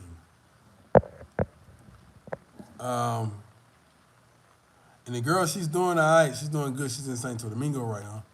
And she actually texted, I need to respond to her, but she's in St. Domingo. She's not in Sasua. And I haven't checked on her in like maybe 3 days, but the last time I spoke with her, saw her text messages, she was just saying, hey, I'm in St. Domingo. I'm eating. I'm, doing what I need to do. Thank you so much, and yeah, man, the donation would be highly appreciated. One person donated 500 pesos, so it was pretty good. I gave it to her. Good content, just miss you. I was there from July 28th to August 3rd. My next trip, I need to book your services. Yes, running to Harry. Book the services, man, I'll be there. And even if you don't book the service, if you just hear you say, hey, man, pull up. I pull up. The Quan G, what's the difference between the Dominican that moved to the U.S. than the ones still on the island? The Dominicans that moved to the U.S. end up becoming Americanized. Unless she's very strong-willed and strong-minded, or he very strong-willed and strong-minded, and hold on to the Dominican culture, and hold on to the whole concept of being Dominican. See, I'm learning that the Dominican is just a metaphor. It ain't just the people. Dominican is being humble. Dominican is being respectful. Dominican is hardworking. Dominican is you don't forget where you come from. Dominican is you serve others. That's what being Dominican is all about. And if you got a Dominican that moved to America and they changed, then they just wasn't right. You got a Dominican that's truly Dominican, they ain't gonna change. That's just like me. No matter where you put me, prison, streets, home, wherever, I'm always gonna be the same person. Always. I don't care. I'm here. I accepted this culture, but I'm still my culture. You know what I'm saying? I'm still the same person regardless. You understand what I'm saying? So that's what I think. And if I ever marry a Dominican, I'm taking her to America. I don't give a fuck what y'all say. Because I'm not afraid of that. Because I know how to pick them. And I even have a lot of brothers, and I praise the Most High God for that, calling me saying they want me to come sit and meet with their women. And I say, okay, no problem. Because they already know within the first few seconds I'm going to say the truth. I had a good brother to tell me the other day, he said, hey, man, I think I got a good girl. I said, you do? I said, yeah. I said, okay, cool. Perfect. And he started talking about this girl again. I said, oh, okay, cool, perfect. I said, okay, he's not sure about something. He said, can I show you a picture of my girl? I said, you can show me a picture of anybody. He said, but I want you to give me the truth. Is she a mango or not? I said, okay. Or have you ever seen her out or not? I said, okay. He showed me the picture and said, definitely a fucking mango. Like, definitely. He broke up with her. I said, you gotta break up with her. That's your fucking mango. But he said he didn't want nothing to do with a mango. It's good. I see girls, I be like, oh no, she's definitely the ultimate unicorn. You know, I haven't met her in person yet, but I already know. Uh, and then I meet him in person, sit down and chop it up with him, and we have a good time. And I say, yeah, she's a very good girl. She's a doll. She's an angel. She's your gift from God. She's your gift from heaven. But you better be good to her. So not saying everything gonna be perfect, but just be good. Because um, it is a culture difference. So a lot of things that we're used to, they're not used to. A lot of things that we may think is disrespectful, they may not think disrespectful. Like she might come out with some limited ass shorts on. You might be like, God damn girl. I mean, it's not disrespectful here because this is a hot ass island, tropical, hot and spicy is the nature here. So in America it's different, disrespectful as fuck. So yeah, so I know how to pick my woman. So if I do have a wife or anything, yeah, she going to America. She got to know my culture too. Shit, she got to know where I came from. She got to know that I was really raised in the projects. I'm I was raised poor. Like what the fuck? I'm not rich. You think I'm rich because you in Dominican Republic and you see me come there or whatever the fuck. But no, come to my country and see. This is where I'm from. This is where I grew up at. You see this shit? Kind of look like your neighborhood, don't it? You see this shit? You know, you see what's going on? You see what we ate that night? Boy, chicken and rice, goddamn it. Yeah, fuck it. Hot dogs, goddamn, and banana sausages and shit. Yeah, so we no different from you. Just got more opportunities. Um, so yeah, I think they change only when they're not real people. And they supposed to change in a way with the culture. Like I've changed since I've been here, but I'm still the same. Like I dance more. I didn't dance in America. We bob our head, like Shawty said. I'm like, man, I'm too gangster to dance, nigga. It's just what it is. I'm like this here in the club. What's happening? Here, I'm all loose and more, so, all right. What's good, big homie? Be down the end of the month. Pull up. Mile, mile, 1813. I owe you a couple of drinks for all the info and game you post. Hey, I appreciate you, mom, man. I appreciate you, man, because this is the most unappreciative channel there is out there. A lot of these guys that watch are loyal subscribers since day one. A lot of people that watch are people who just would not subscribe, would not comment, would not say anything because it's like we love the content, we don't appreciate this channel. So it's like this is the most unappreciated channel, man. So I appreciate brothers who actually appreciate the content because the content is probably some of the realest content in this area right here. You know what I'm talking about? So, because that's what it is.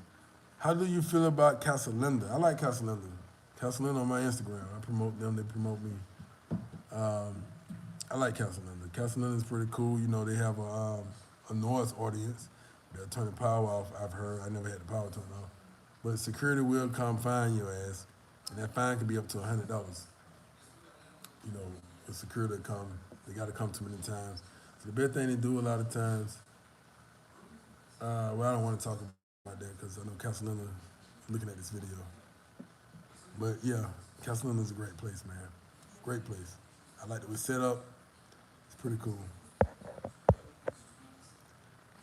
I know. Yeah, lots of foreigners think everyone in the U.S. is rich or living really good, and that due to what the media shows folks to folks in other countries. Yeah, that's right. The media show you the greatness, but they don't show you the thugginess, the rugged, rough. Even the greatness they show them, people got to go through some things. There are plenty of poor folks in the U.S. Some can't even afford more than a meal a day. And plenty are homeless. Yeah, see, plenty are homeless. More homeless people in America. I mean, America's bigger than they are, but just saying on a just overall comparison, not doing really numbers. But I know homeless exists here, But I don't. It's not really homeless people here. So you think about a country with so much opportunities, so great, got so many homeless people and can't clean them off the streets. The Dominican Republic is supposed to be so poor and not that much opportunities. They ain't got no homeless motherfuckers. I was like, what the fuck? How would they do that at?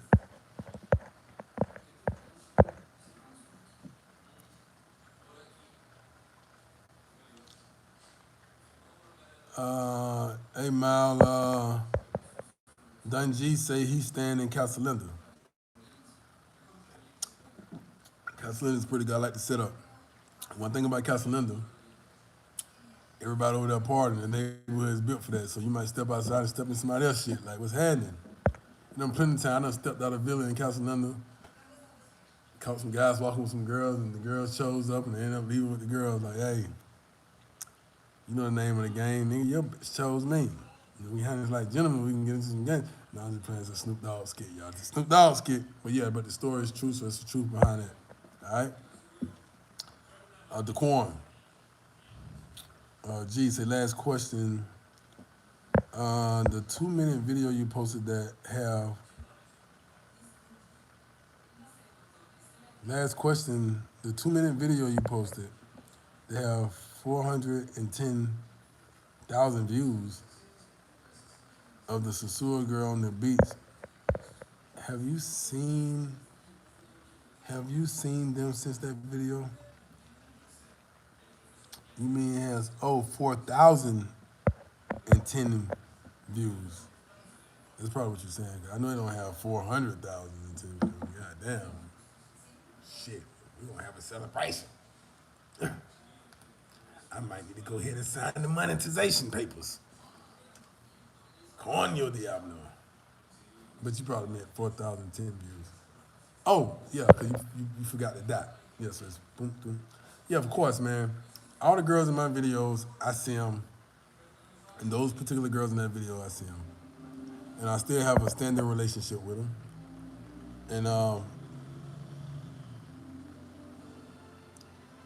Yeah.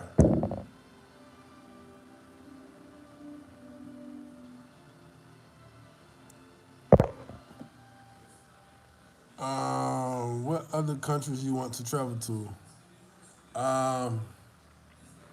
Nigeria and Ghana. That's it. I don't want to travel nowhere else. Oh, in America, United States of America. I have no interest in going nowhere else. Nigeria, Ghana, maybe Ethiopia. I don't give a fuck about going nowhere else. I'm good.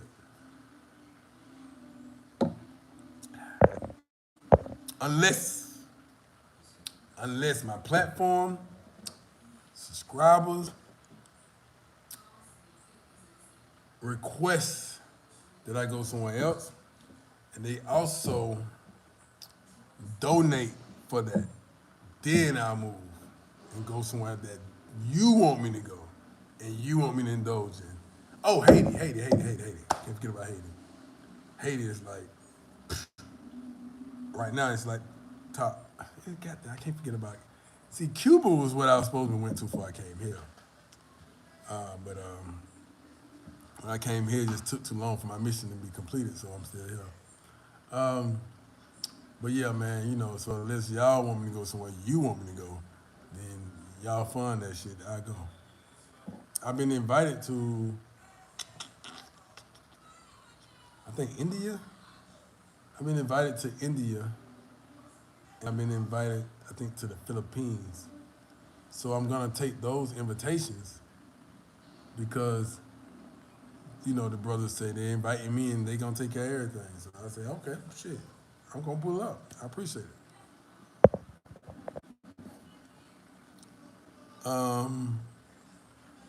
And that was Hassan Pasha. Ray Lamont say, would you trust a female that add friends from your Facebook account? Absolutely yes. Smart girl. She's serious. Let me tell you why. When you're dealing with a female or someone who says they get offended because you may add friends from your account, from their account, they got something to hide. If my female add friends from my account, I see that she's investigating. She may be snooping. She may be doing all the things that I need to know to show me that she's jealous and she's a little insecure. Because when you fall in love, your ass insecure as fuck. You know what I'm saying? I need to know all these signals that let me know, yes, daddy doing good. Because if she's just unattentive to your shit, then that's a problem. Then that's when I don't trust that shit. You know, if I'm gone all day and don't talk to her all day and she don't say, damn, you ain't give me no text message or nothing, damn. I don't trust that bitch. You know what I mean? Yeah, so you know, she's befriending friends from my Facebook. As long as it ain't just all men and shit, man, I be like, this is women, and you know, I see it's just all attractive men. Yeah, we got a fucking problem. Shawty, your ass ain't right. You trying to whoop the whoop me, ain't you, Shawty? You trying to, goddamn, but I don't count your ass, Shawty. I'm smarter than what you thought I was. But yeah, but yeah, yeah. I trust, you know. I mean, I don't trust nobody as far as I can throw them, but I can't throw people far at all, goddamn. But but yeah, I don't see nothing wrong. I think that's kind of, I think that's attractive. She's a little psychotic. I like that psychotic shit. She might be a little crazy. I love that crazy shit. You know what I'm saying? So you know, that's just me. You know, next person might not like that shit. You know, she better not go through my fucking phone though. That's something she better not do. Unless she asks me, hey, can we look through your phone today? I said, yeah, give me around about, if it's 5 o'clock now, give me the 8 o'clock, baby. I'll be there in a minute. We'll look through it, okay? All right, okay, A. Dono say, so no restrictions on parties in Casalinda. Yes, there are restrictions. I was thinking they would not allow parties after 11 p.m. or something. Yeah, that's pretty much what it is. But a party is a party in the Dominican Republic. And sometimes we have to say things to the public for everything to be acceptable. But then, in reality, it's something else. The world is so projective and built on imagery, smoke screens and fucking masks. You know, everybody wearing masks now. Even with the coronavirus vaccination, you're wearing a mask, goddamn.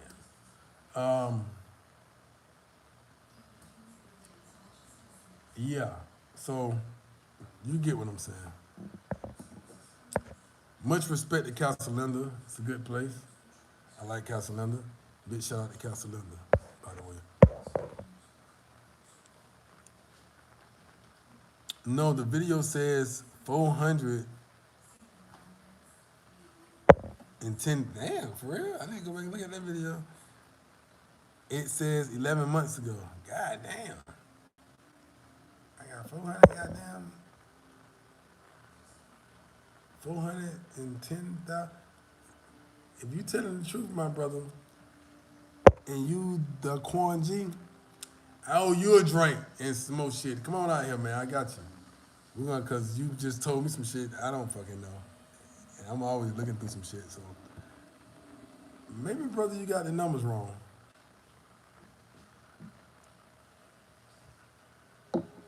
Maybe you got the numbers wrong, my brother. If somebody else right now can go look before I cut this live off and vouch for this brother, then goddamn, I don't got both of y'all some drinks when y'all come to this motherfucker. Something, we gonna figure that shit out. All right? So, yeah, it may be 4.1K. Yeah. But 400K, that's almost 500,000 views, goddamn.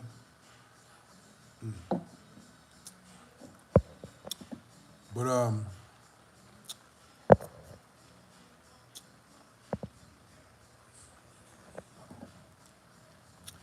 right, so somebody asked me, why Nigeria? I'm curious.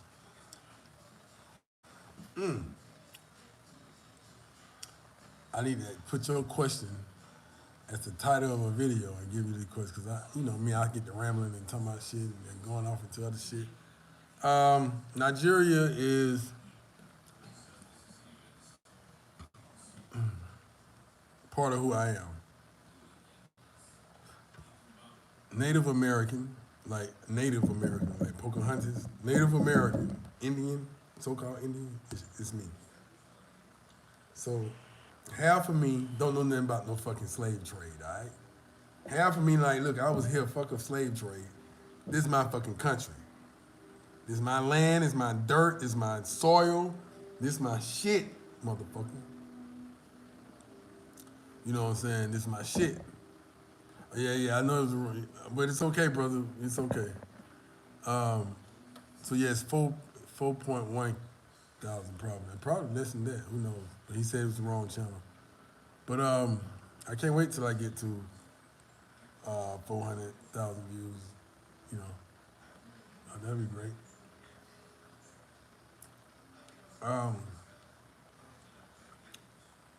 Yeah, so half of me is like, I don't know nothing about no slave trade. This is my fucking land. So shit, fall back. The other half of me, by way of Nigeria, Ghana. So you got some of that Ashanti mixed up in there, that Igbo mixed up in there. That's why you see my strong features the way they are. That Igbo head structure, Nigeria. Those are the most smartest people in the world, goddammit. The fucking Nigerians. That's the fucking ankle of Africa. That's why don't nobody like them motherfuckers. But they so fucking smart, goddamn. A bunch of tigers and shit. But yeah, so I definitely gotta go there. And if I get up in Nigeria, the way I want to, I'm gonna run through that shit like I'm doing here too, goddamn. Earth is my fucking turf, all right? I play by the rules of the land.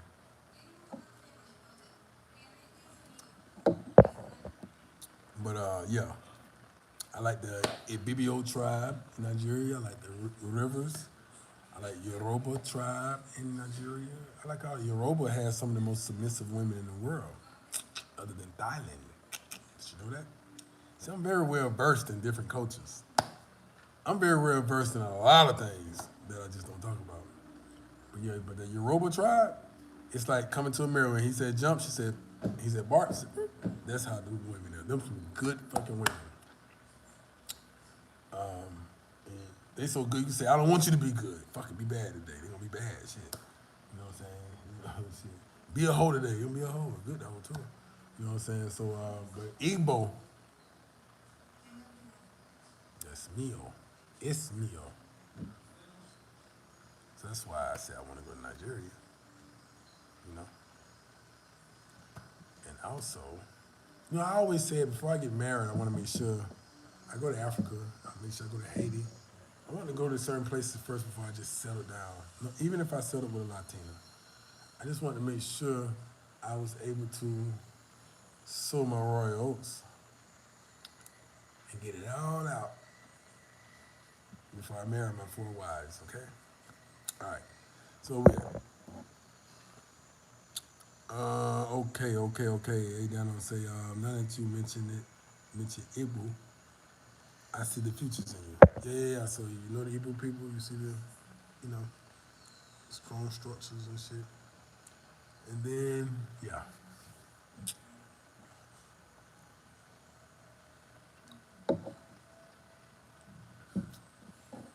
Okay, so the questions done slowed down. Hey, if you ain't subscribed already, man, here's your moment right now to come on and subscribe. If you haven't subscribed already, come on and subscribe. Hit the subscribe button right now. All right? And make sure you like the video if you like the content. And yeah, that's about it, guys. I'm gonna go. I'm almost finish this drink. Oh shit, let me get up. I almost finished this drink.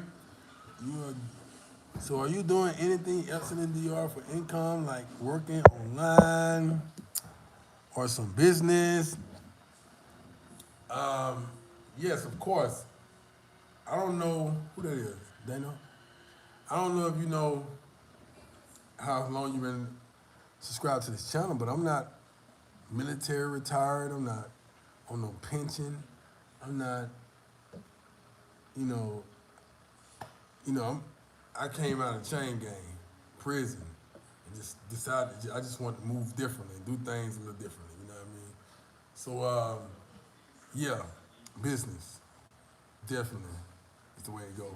So while in prison, I learned the concept of being an entrepreneur. I learned the concept on investing. And while in prison, I was blessed to be who I am with so much charisma and so much intelligence that even the officers and stuff would look out for me, provide me with the tools that I needed to make money while in prison. And I made a whole lot of money in prison. And I was wise enough to utilize social media platforms while in prison. And I met good people like real estate agents and other investors and all of that was able to send me the books that I needed to learn so that we can work together while I was in prison. So then I would meet people on Tinder. I would meet people, girls or somebody. I just chop it up with them. And then say, oh, my auntie's selling the house. Well, where your house at? And I go ahead and buy it from the prison, flip it, wholesale flip. Take that money, give my team, pay them all off. We good. Smother the smartphones in the prison. The bitches probably like 1,000 a piece, sometimes 2,000 a piece. I get 20 of them bitches, smuggle them in the prison. You know what I'm talking about? And I make my money. I pay my whole team, my whole organization, and I still see things real good. You know what I'm saying? I think one girl that I did attempt to propose to from in prison is my ex, my high school sweetheart. She was around me for a minute. Her ring itself was like 5 bands from in prison. Put it on. We ain't together no more.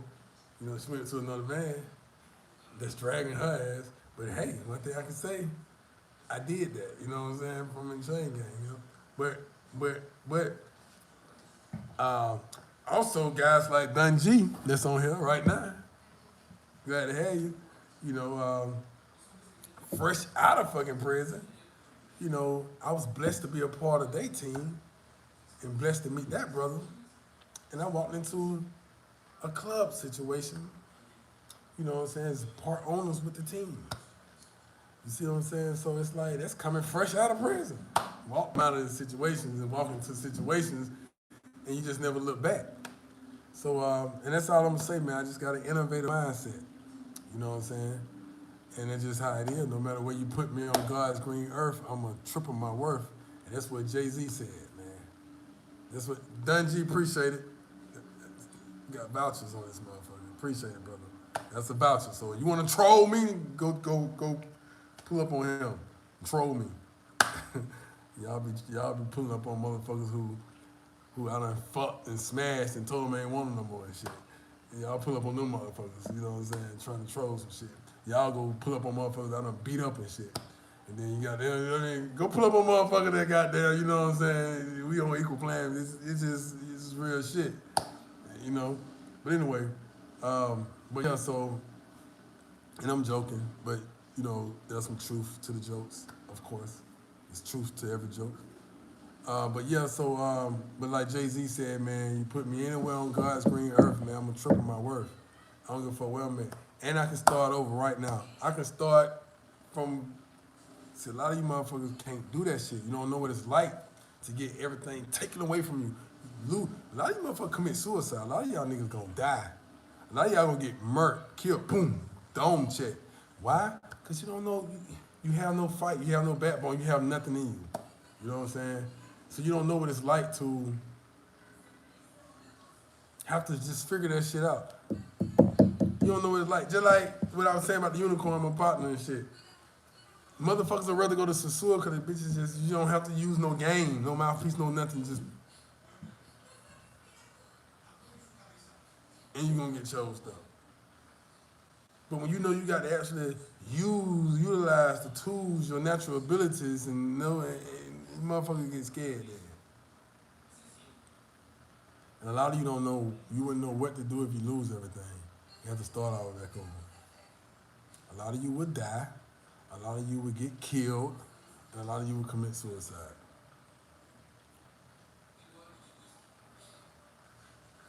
And that's the truth. A lot of you wouldn't know how to triple your worth. Again, I double it. Or not even though, just break even, goddamn. Just you back at re-up. You wouldn't even know how to just get back to re-up. You know what I'm saying? And a lot of you do know what I'm talking about. A lot of you can say, yo, I know what the fuck you talking about, dog. You ain't the only one doing that shit. You know what I'm saying? A lot of you can say that, and I know that. And that's very fucking good, but there's a lot of motherfuckers goddamn, man, you know. So even being out here, you know, when I wouldn't be here if I didn't see the concept. If I didn't see the concept and the vision, I didn't travel to fucking be on vacation and shit and say, oh, the vacation was so fun. I'm using my retirement, my pension. I'm just gonna build me a house. There's nothing fucking wrong with that. It's nothing wrong with that. I'm just saying this is me, my story, my situation. It wasn't like that. I was grinding the ATL, and I came here and seen where the grind can keep going. I came in and continued grinding. I came here and said, damn, I can keep this shit moving. I ain't gotta stop, slow up, regroup. Now, you know, because this is my mind. When I look at something, I look at it in an investor's way. I look at it in the mindset of an investor. You see what I'm saying? When I look at a woman, I look at it in the mindset of a romantic. You see what I'm saying? If I can't be romantic, then that ain't my type of bitch. You see what I'm saying? Oh, don't romance the DR. I do what the fuck I want to do because I don't do the DR that you do. We on two different DRs. If I buy flowers and be romantic, I'm in a whole nother lane, goddammit. Lane that motherfuckers don't even know, can't even step in this lane. So when I look at something, I look at it from an investor's mindset. Even if I don't have the money. If I don't have the money, I'm in an investor's mindset. I go speak to the people that do have the fucking money. You know what I'm saying? Because I may have the brains of how they keep the shit rolling. They may just have the fucking money and don't know what the fuck to do with their money. So I might just say, bro, you put your money right here, goddamn, this is how it's gonna run, man, and goddamn break me off this and you take that and we keep going, you like it or no? Yes or no? Yes? Let's do it. No? Okay, cool. Moving right on. Let me know if you want to make some arrangement, come back, holler back, boom, we do it. But other than that, I'm moving on to the next motherfucker. That's just an example. So it's all about, read books like Robert Kiyosaki, Rich Dad, Poor Dad. Read books like Robert Kiyosaki, Rich Dad, Poor Dad. Think and Grow Rich. Read books like Robert Kiyosaki, Cash Flow Quadrant. These are books that just change. Robert Kiyosaki, Rich Dad, Poor Dad, and Cash Flow Quadrant, you got 1 and 2. Them books right there would make me say, whoa, whoa, whoa, whoa, whoa. And sometimes I don't even like recommending books to motherfuckers. But I'm gonna recommend that because this video could possibly inspire much because we're not talking about the ratchet shit. We're talking about real shit. You know what I mean? So, salute that. Yeah, so yeah, brother, to answer your question, man, I'm always in grind mode until I can just sit down. You know what I'm saying? So anytime, I see an opportunity and it's legal and it makes sense, I put both hands in it, feet, everything. I jump straight in that motherfucker. You know what I mean? If it makes sense and if it's legal. And as much love, Don G. Appreciate it. Hey, Don, I'm glad to see you took advantage of the situation. Most inmates don't do that. Yeah, most inmates are inmates. I was an outmate in an inmate surrounding. My brain was always outgoing, outside the gates, outside of situations. Motherfuckers used to tell me, God damn, man, you just calm as fuck because I'm building an empire around this motherfucker. I'm in this bitch strategically putting shit together while y'all running around here fucking eating noodles and watching fucking Atlanta Falcons play all goddamn day and fucking rappers and shit. Now I'm in here goddamn creating some shit. When I came home, I've been on that mission ever since. And motherfuckers don't know my vision. Don't nobody know your vision but you. You can express your vision to others. Some like-minded people may say, okay, we're gonna put it into your vision. But don't nobody understand why you do what you do but you. But one thing about it, you got to bring that vision to fruition.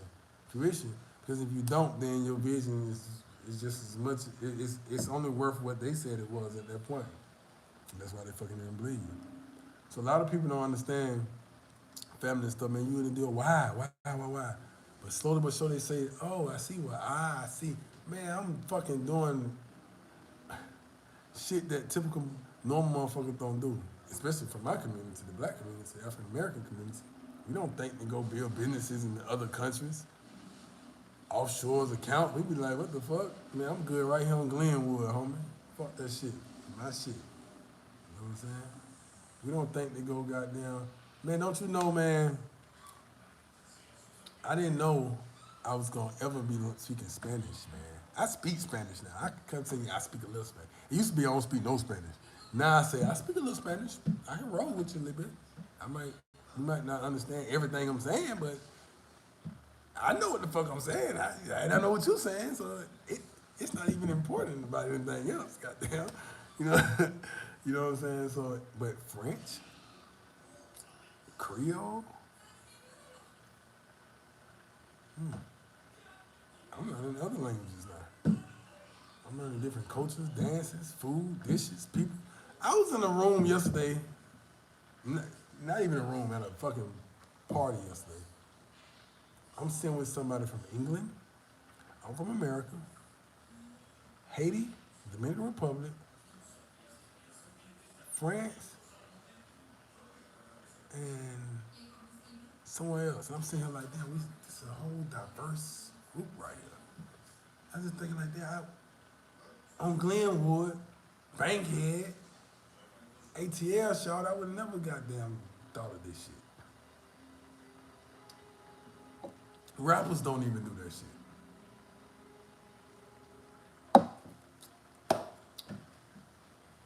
That's a vision. That's a story. That's something to share with. Yeah, I may miss my son a little bit, miss my daughter a little bit, you know, miss my mama. But in due time, I know, I mean, I miss seeing them every day, you know. But I do see them and fuck with them. But, you know, just every day. Like, just pull up on my boy and get him. But, I mean, I can make more children out here. I mean, if I miss one, I make another one. But anyway, all jokes aside, although there is some truth to them jokes. But I know that there's a bigger picture, bigger situation that my son gonna be able to say by the time he in kindergarten or some shit, or second grade, he's on the 3. He can say, hey, guess what?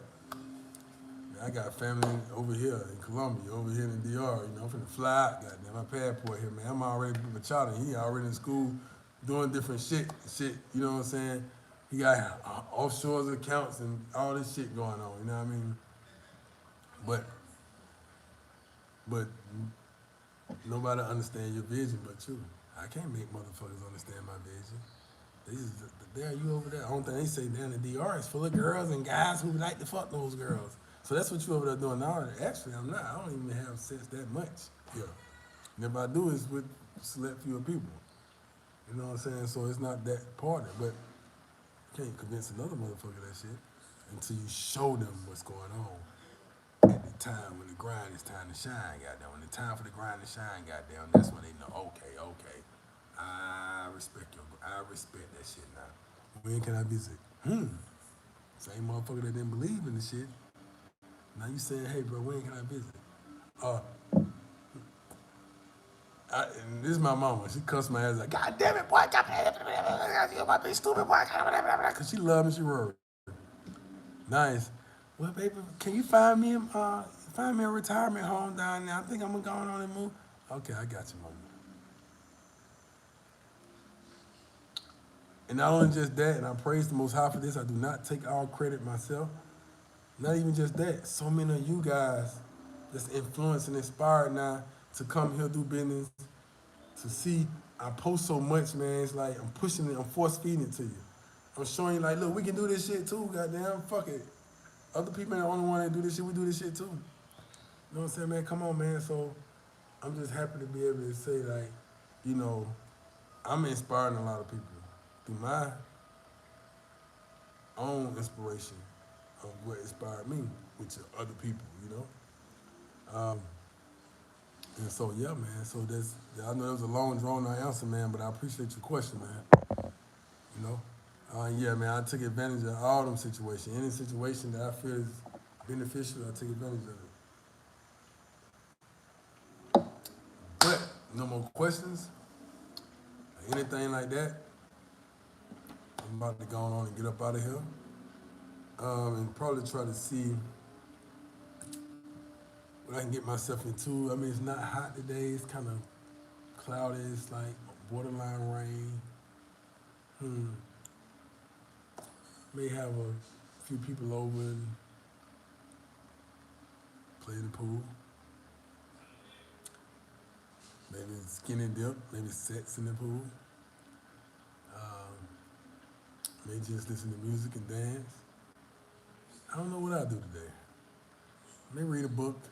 May study some Spanish, Creole, or French. I don't know. What is the one thing or action you regret the most in life? Dano.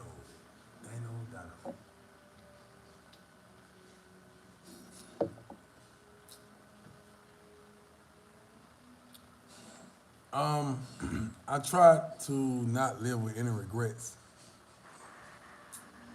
but to be honest with myself, I do have some learning situations that took place that in my life that I can say kind of like bothered me a little bit. Like, damn, man, I should have got down. You know, going to prison ain't one of them. I appreciate that experience. Um, the reason I went to prison and the people I was around, I should have never been around those people. So that's something that I say, damn, man, because if not, it would have been a real big game changer for me. So I was already on that rise, on that incline during the Atlanta really taking this step to get in position. It was me, Waka Flocka, Gorilla Zoe, 2 Chainz when he was 2 Chainz, before 2 Chainz when he was Titty Boy. You know what I'm saying? We was all in the same little circle. It's a whole bunch of us, man. It was all in this. You already knew who the rapper was gonna be, and all of them made it, except for me. I went to prison. You know what I'm saying? And for a long time. Me, you know, they said once I got out, I still had a chance. But I'm 30 something now. I'm like, man, I don't want to fucking rap no more. My mind is, I'm trying to figure out how to own some shit. Like, I don't want to fucking be a rapper no more. What the fuck? Like, no. And then what am I rap about? Goddamn, because the shit I used to rap about was straight slinging that iron, goddamn. I'm not about that shit right now. I'm not trying to sling no iron or none of that shit. I'm chilling, you know. So, you know, be the old rapper, goddamn. Although the story is there, you know what I mean? The story is there. You know, the street credibility there. Like, I could have came out and really been on some 50 Cent of the South shit, really, to be honest with you. Like, really, like, I'm the one, goddamn it. You know what I'm saying? Like, this is where it's at. And I got the street credibility to match. I got the prison credibility to match. I got the history to match. I got the vouchers in the streets from any, and I'm about that shit. You see what I'm saying? And just boost up on my security so I don't have to worry about demonstrating that shit. And I really could have taught that shit and been that shit, but I didn't want to influence the culture like that no more. With pimp shit. I rapping about pimp shit because I was living that life. Thugging and robbing, hitting up shit, I was living that fucking life. You know what I'm saying? And that's something that I should have been in the studio more. I got songs with Dilemma. He made the soundtrack for the movie Waist Deep. That was my first visit to New York and New Jersey. Shout out to Dilemma, Hello World Music. Man, I got fucking shit with Carl Shackleton. I forgot his name. That's like Dr. Dre right hand man who made music with. Made a few of my tracks, goddamn, you know. I got some shit Futures with some shit, some nice big rappers. Field Mob, you say Field Mob. That's one of the names. The many names that I collab with. Got a lot of shit, man. You know what I mean? A lot of shit y'all don't know, man. Modeling for Robert Kiyosaki. I was acting for Robert Powell. No. Casa, John Casablancas I was modeling for. Robert Powers I was modeling, acting for. You know what I'm saying? So grew up in the drama, grew up in sports. That's something else too. So it's like any lane I took, I was always pretty much great in it. Whether it was I fell off in the streets in the music industry during the time I was transitioning to going into college as a basketball player, but definitely scoring like 2 touchdowns a game, ninth grade, playing varsity. Got that wide receiver, you know what I'm saying? You know, and that's just what it was, man, you know what I'm saying? But fell off into the music scene and the entertainment world. I said, okay, this is my lane, this is where I want to be at, which was a good choice, but lack of correct guidance and management led me in situations that I ended up making choices, and I went to prison. Now I'm out, and I'm still destined to be great. So whether it's on YouTube, whatever the fuck I'm gonna do, whatever the fuck going on, it's just certain individuals you just know it's more likely to fucking succeed. And I'm just one of them motherfuckers. You know what I mean? I appreciate you answering that question and being transparent. As they say, your net worth is your net worth. That's right. That's fact. That's fucking facts. Facts. Keep on networking and promote and market yourself very well. Make sure you are your brand. Make sure you pick your brand, clean your brand, and keep your brand polished very well, and articulate your brand as much as possible. Yeah, man. So, all right, you got any more questions? Whether personal about me, or whether it's just something about the DR or whatever the fuck you want to ask me. I'm about to answer that shit. You might want to ask me when I'm finishing up my orange juice. They drink this orange juice all goddamn day. If not, then we're gonna go ahead on and turn this thing off. All right, man. Again, man, thank you guys for watching, tuning in, man. It's King Lockett, man, aka KL. You know what I'm saying? Make sure you hit that like button. Make sure you subscribe to the channel. And if you want to donate to the cause, you can donate at $KING 7414. That's $KING 7414 Cash App. All right. Now, I'm about to go. No, but next time I come out there, I would like to buy you a drink and have a chat with you. It's nothing. Just make sure you also hit me up on Instagram. Make sure you hit me up on Instagram. #1KING_Lockett. #1KING_Lockett. DM me on Instagram, brother. And we'll exchange WhatsApp. We'll chop it up, man. Show some of those chicas. Yeah, I'm going to show you some chicas eventually. Rick Rowe, glad to see y'all, man. I'm going to holler at you guys, man. Peace.